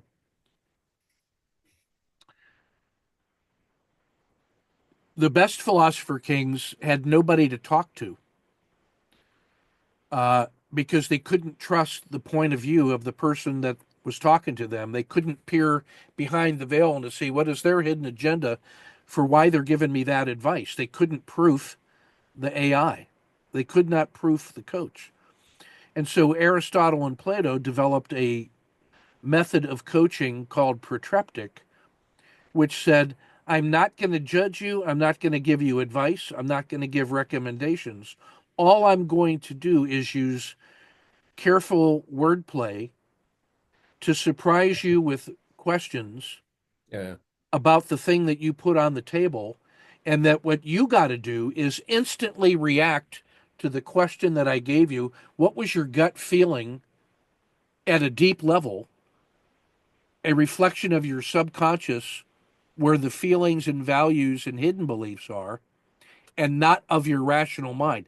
Don't think about it a lot, but immediately respond, which means you got to trust me to be in your presence when you are responding to those kind of surprise questions. And you can always veto and stop when if it gets uncomfortable. But the idea behind protreptic coaching was the job of the guide was only to explore through wordplay unusual responses to your inputs to give you surprising things, and then you would judge. We would see what came out, and then you could decide what it meant, and you could think about it later. But it was a chance to unpack all of the things that are going on and get a genuine connection to your deepest inner self. The idea being that a sophisticated leader like a philosopher king would have many layers of faces and beliefs and roles and points of view all swirling around in there.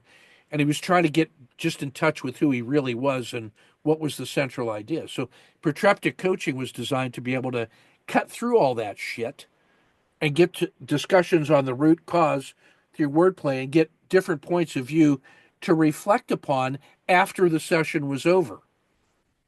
So I say all that to say that the work of the protreptic coaching was simply to set the table with things to make you think about it in the quiet of your own mind with deep, relaxing patience, not in the session itself, but simply to surface issues that were worthwhile for you to reflect upon.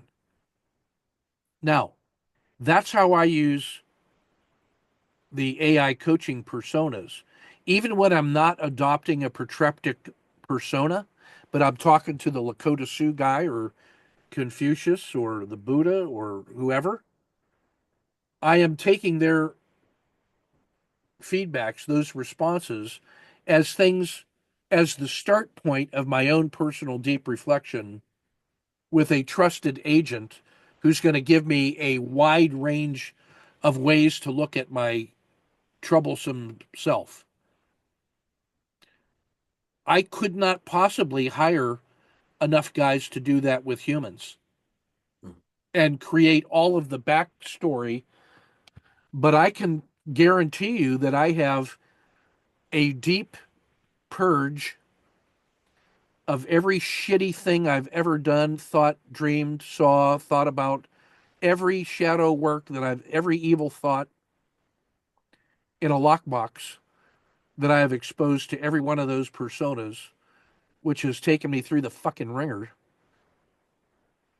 And to see, and then I rebuild myself from the, yeah, okay, I get it. I've heard worse, you know, and I just accept that about myself. The freedom came from the ability to say the words in a safe and trusted way. So I say all that just to say, what do I think about an AI coach as for a trader? Well, there are things that it will do at the skill level on technique and processes and patterns for simple trading and following the rules and acquiring mastery of technical behaviors. It's an entirely different set of potentials and opportunities when you're looking at the genuine psychology of things. And that psychology comes in different layers. There's sort of what level of hell do you want to penetrate to into yourself, but also you can have it just adopt, the mentality of a Toyota production system engineer to have it look at your performance from a Lean Six Sigma approach, and you're essentially looking at your trader quality number. Are the things that you're doing with your discretion adding value to this machine or not? And if they are, keep doing it, and we'll try to figure out where it's coming from so we can get better at it. But if it ain't helping the team, stop doing that shit and do something else. Like, stop worrying about the 3-minute charts, cut your position size in half, manage 10 minutes on twice as many positions, but only one at a time, and trust the goddamn rules that you have professionally studied. Unfuck yourself and do that. That would be the Marine Corps drill sergeant advice to the young soldier, or whatever. So that's what I would say on AI with respect to psychology. Mm-hmm. AI for the development of trading systems and improvements. Dude, we're already 3 sigma out there just with the rule sets that we already have and that you're performing on. I mean, you've got a 3-to-1 win rate and a 3-to-1 payoff rate, and so that, over the course of months, a good problem to have. The problem is not in your psychology, other than to say, how do I scale that with span of control so that I can get independent systems and independent, non-correlated positions that can be managed simultaneously. That's an engineering problem. It's a psychology problem to persuade yourself that that's what you should be working on. But you should be talking with Jay to figure out how to find the right problem to solve. And your problem to solve right now is manageable scale with significant capital. That's a really good problem to have.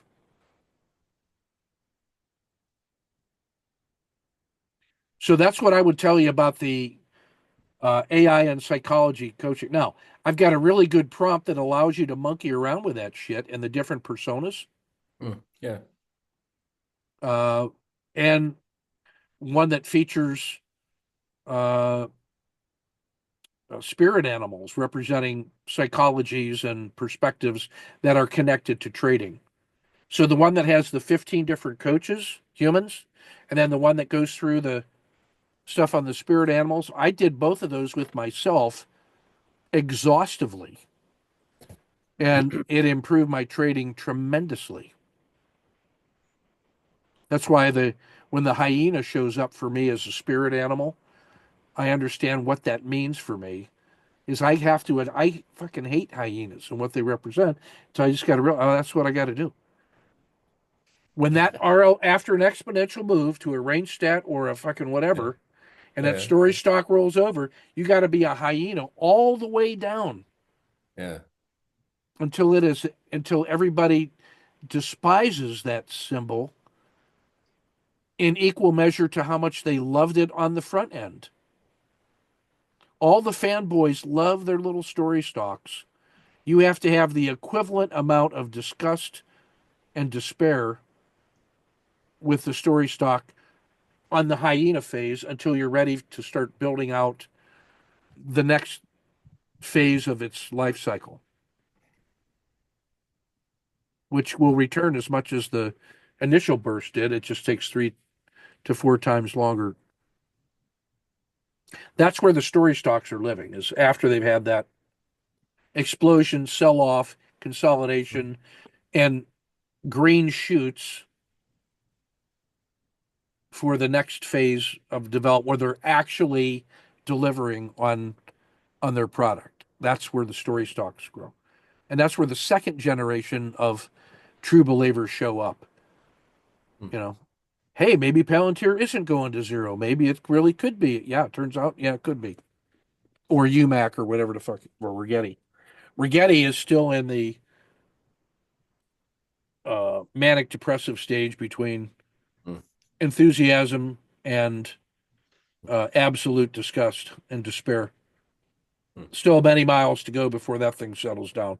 That won't be ready to just buy it on its merits for 5 years, because that's how far away quantum computing is from actually delivering dollar value to company bottom lines. The only thing it's good for right now is breaking encryption codes that were once thought to be secure. Quantum computing is a very specialized approach to solving that kind of a problem, but very few other problems, because it is relatively slow in the way it performs operations, but it can be structured to scale up for that particular kind of a problem. So that's a big deal in the long run, but it's far away from being fucking deliverable commercial product yet. That's why it's it's the magic beans right now. It's the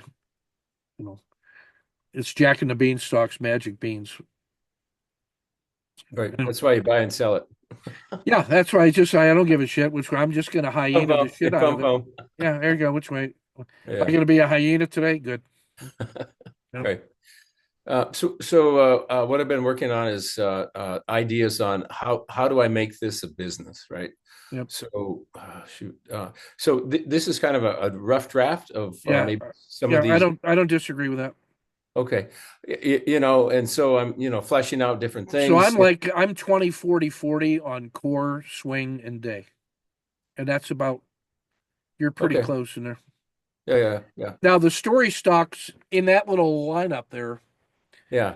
that's a recognition on your part that they are different than your natural normal core, swing, and turbo. That's a separate 10% Oh, speculation. I don't disagree with that. The right. ADX is probably another 5% speculation on the Yeah. idea. Yeah. And when that works, it probably is a technique Yeah. you can use inside core, swing, and turbo. And so Right. I look at that as a 5% speculation. And then the Right. cash flow is simply harvesting money from the running Yeah. of the bulls. Yeah. That's being the tax collector. So if Right. you got now, what I like about that is you got about 25% of your focus on speculative systems, Yeah. then about a 20-20-35 for production systems in the different time frames. That looks reasonable Yeah. from where you're at right now. And realistically, a lot of my time is turbo, right? Because Yeah. swing's the 1 day model, take a Yeah. peek. Well, that's my Or, the essay I wrote either this week or last week about the 80-20 rule on time yeah, and capital. right. I believe 80% of your capital should be in production and 20% should be on scouting, where I'm looking at different things to see if it Yeah, works with skin in the game. right. But my time should be about 20% of my time should be on monitoring the rules that's governing the 80% of the capital. And about 80% of my discretionary time ought to be spent on evaluating the next potential gold mine, which is the 20% speculation. So I would be spending 20% of my time executing rules in core, swing, and turbo for 80% of my capital. And about 80% of my time trying to find the next good thing, Right. but only using 20% of my capital so that I have skin in the game, but I'm not risking the farm.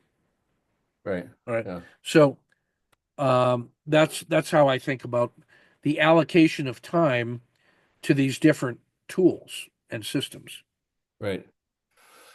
So under organization, so part of it's automation. So I'm assuming Yeah. when we talk about a manageable scale, Yeah. some of that has to be automation, and I've got to figure out what that is.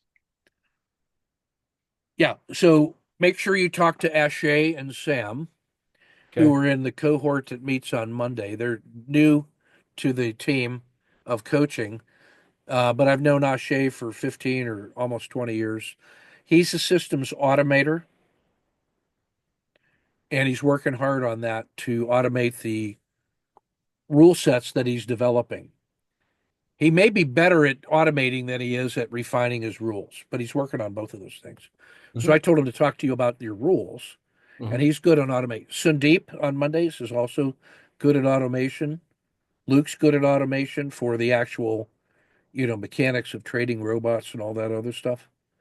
Um, so there's some technical skill in the community of practice on uh,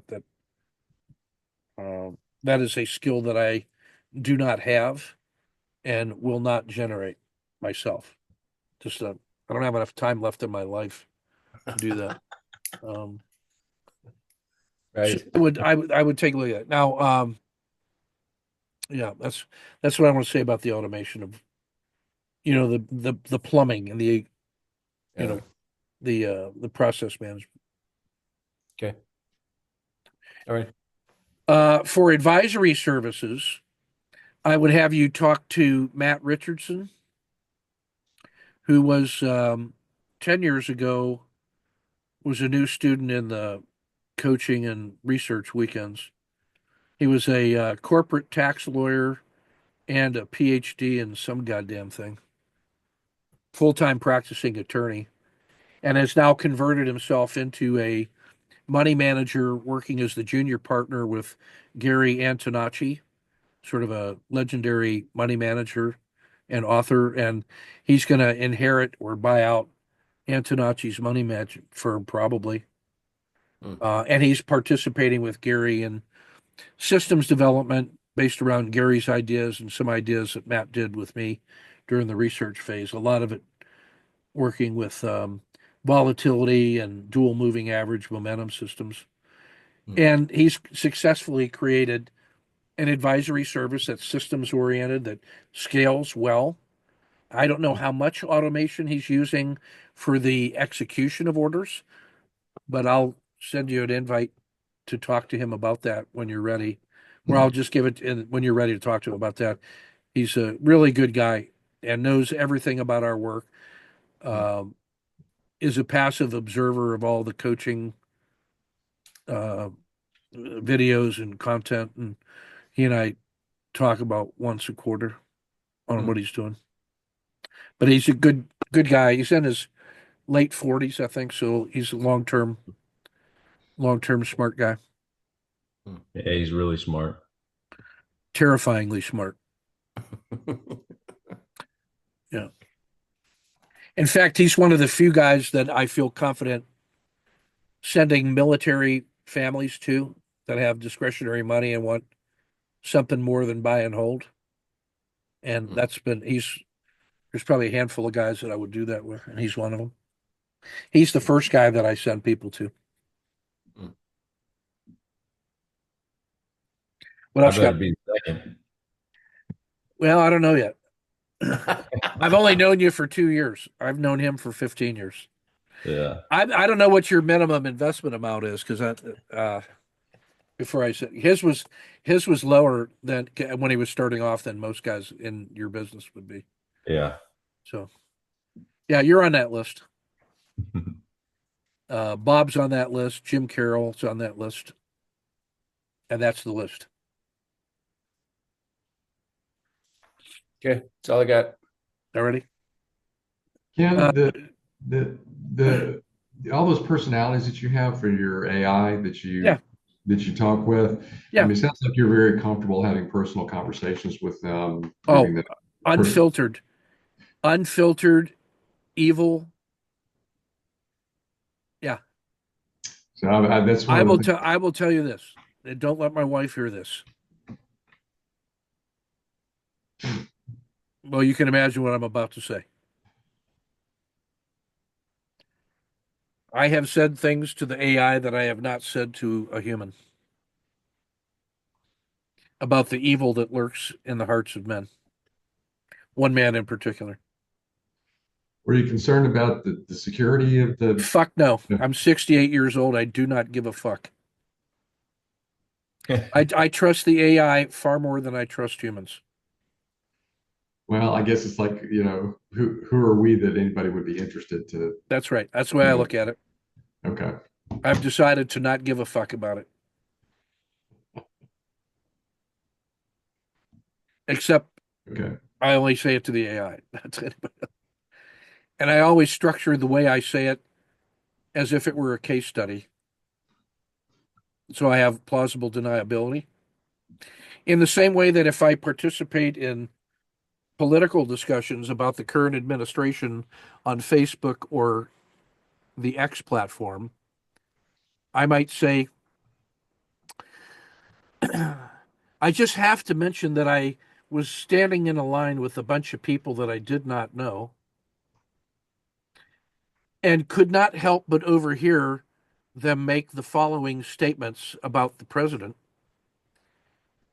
which and then I provide a pseudo quote in which I say, this is just another example of an outrageous abuse of the government granted privilege of free speech that should never be tolerated and ruthlessly hunted down and terminated.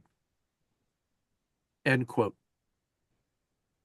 I say it exactly in that formula because to any human being with a brain, it will be clear that that is something that did not happen and that it is not a position that I hold.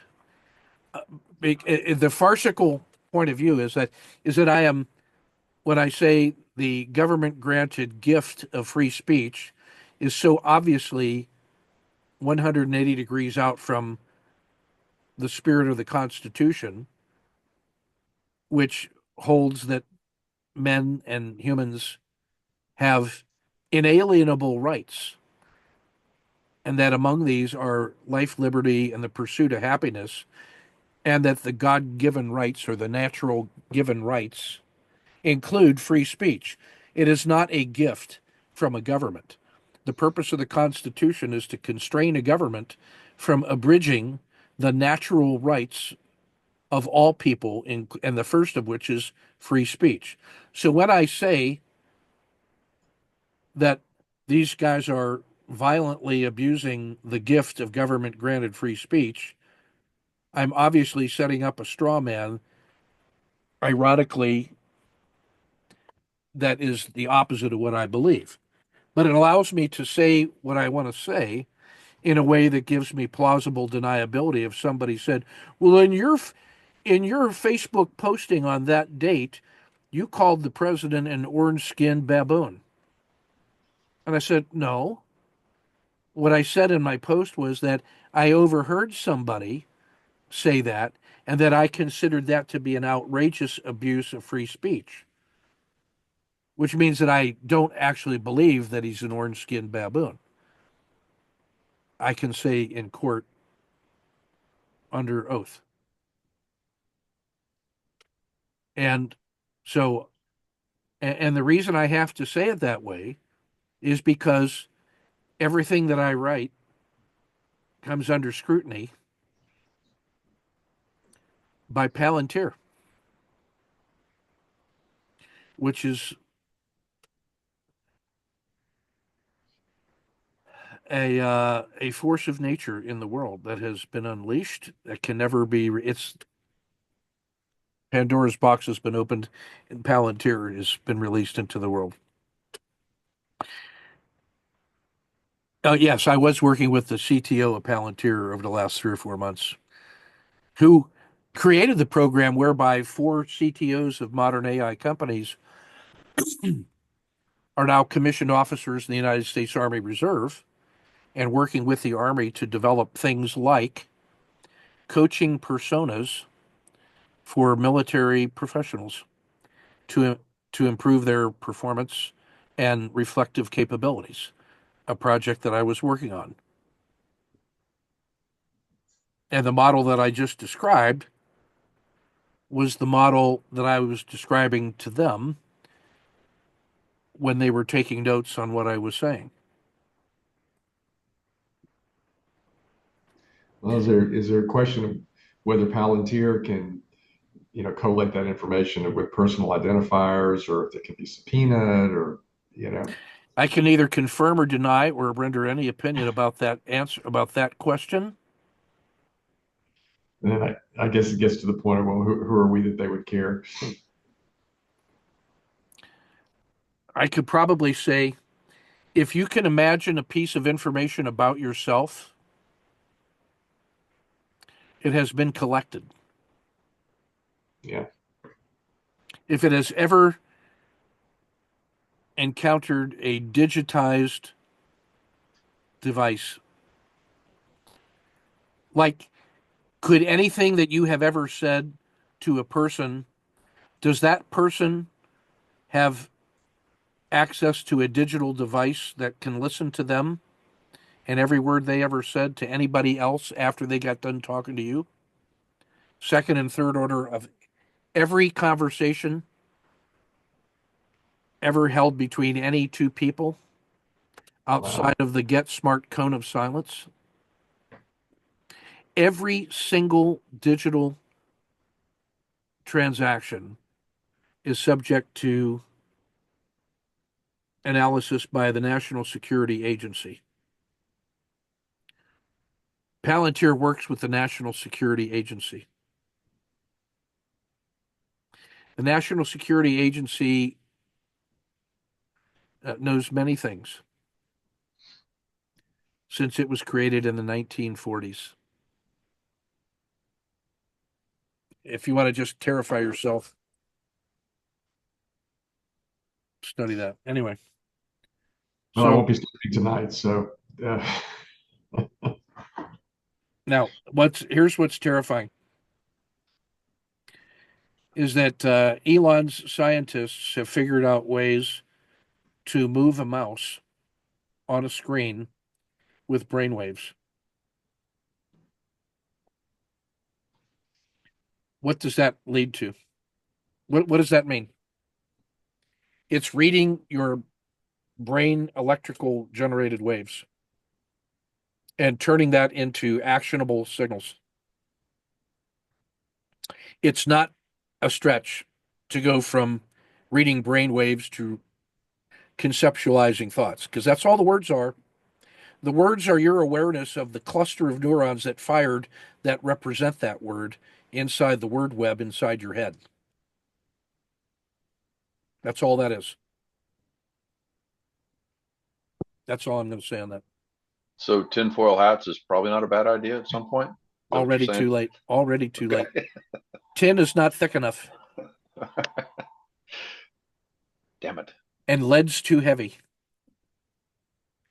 You got to develop that really thick neck to carry that one. Anyway, that's that. All right, Jay, what you got for us, man? Nothing.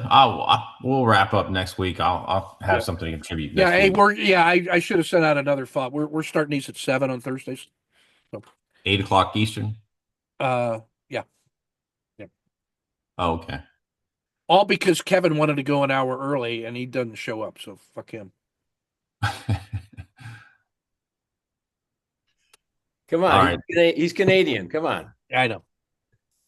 Yeah, so he's right. Anyway, all right, that's it. This is a good one. It's I'll get this. This is a 2-hour one. We'll get this posted, and I will put the that master prompt for the 15 coaching personas, and then the master prompt for the spirit animals.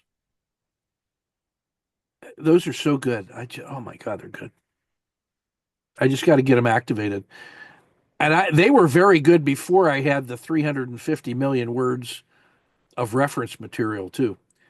I'm almost terrified to see what happens when I take those personas from Claude and put it in the same environment that has access to the 350 million words of curated content, because it was great before it had the content.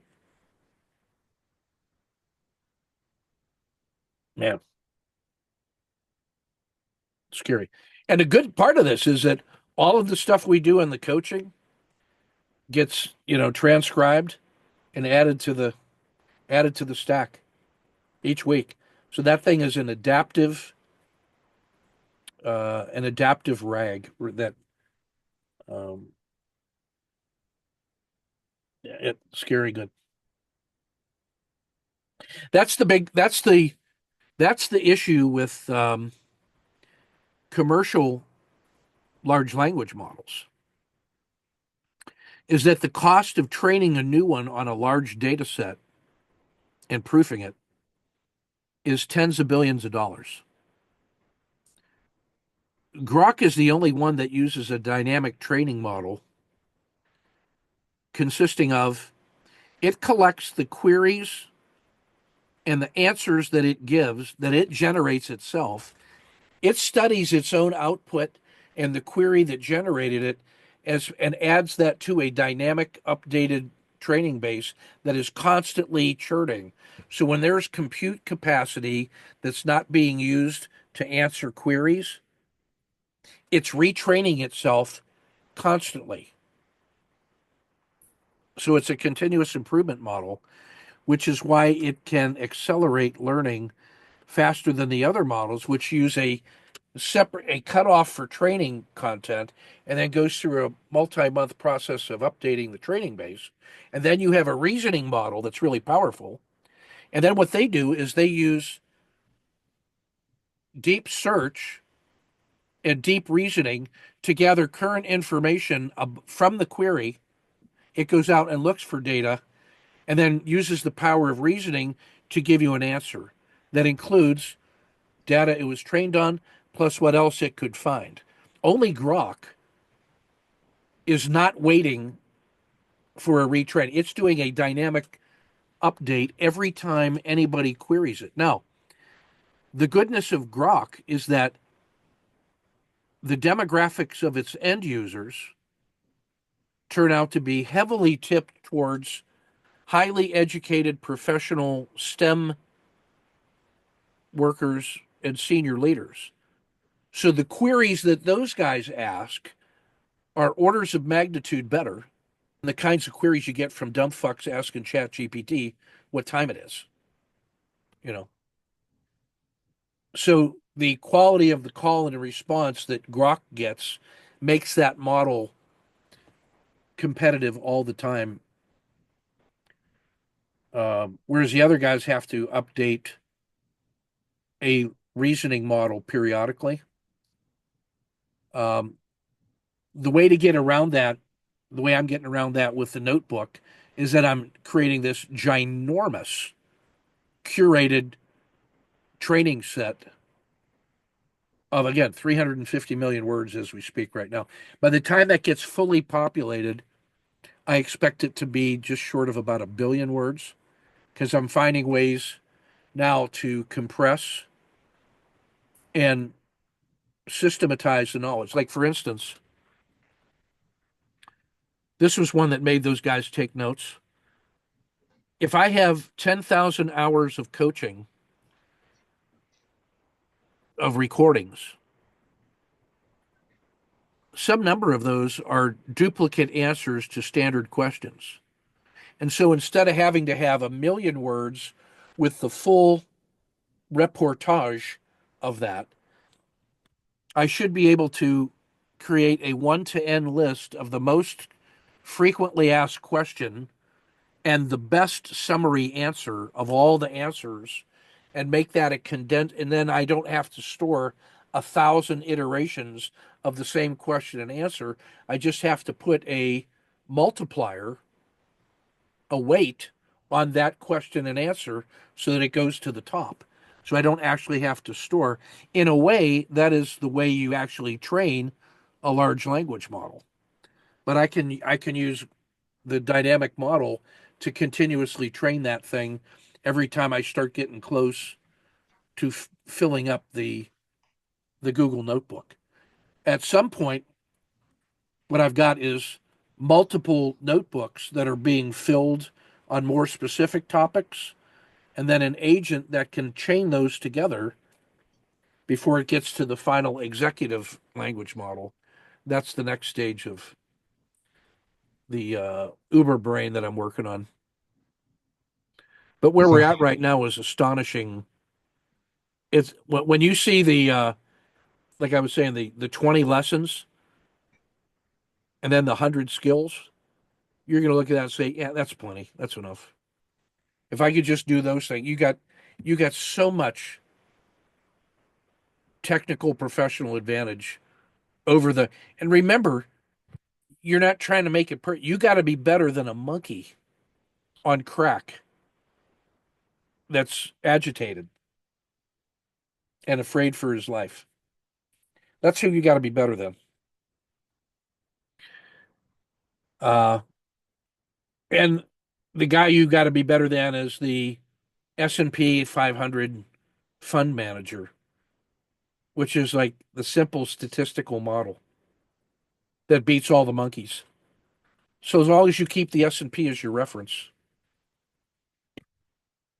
you just got to be a little better than that. And a 3-to-1 win rate and a 3-to-1 payoff rate is significantly better than the S&P 500, which is about a 52 to 48 win rate and a 9-to-8 payoff ratio.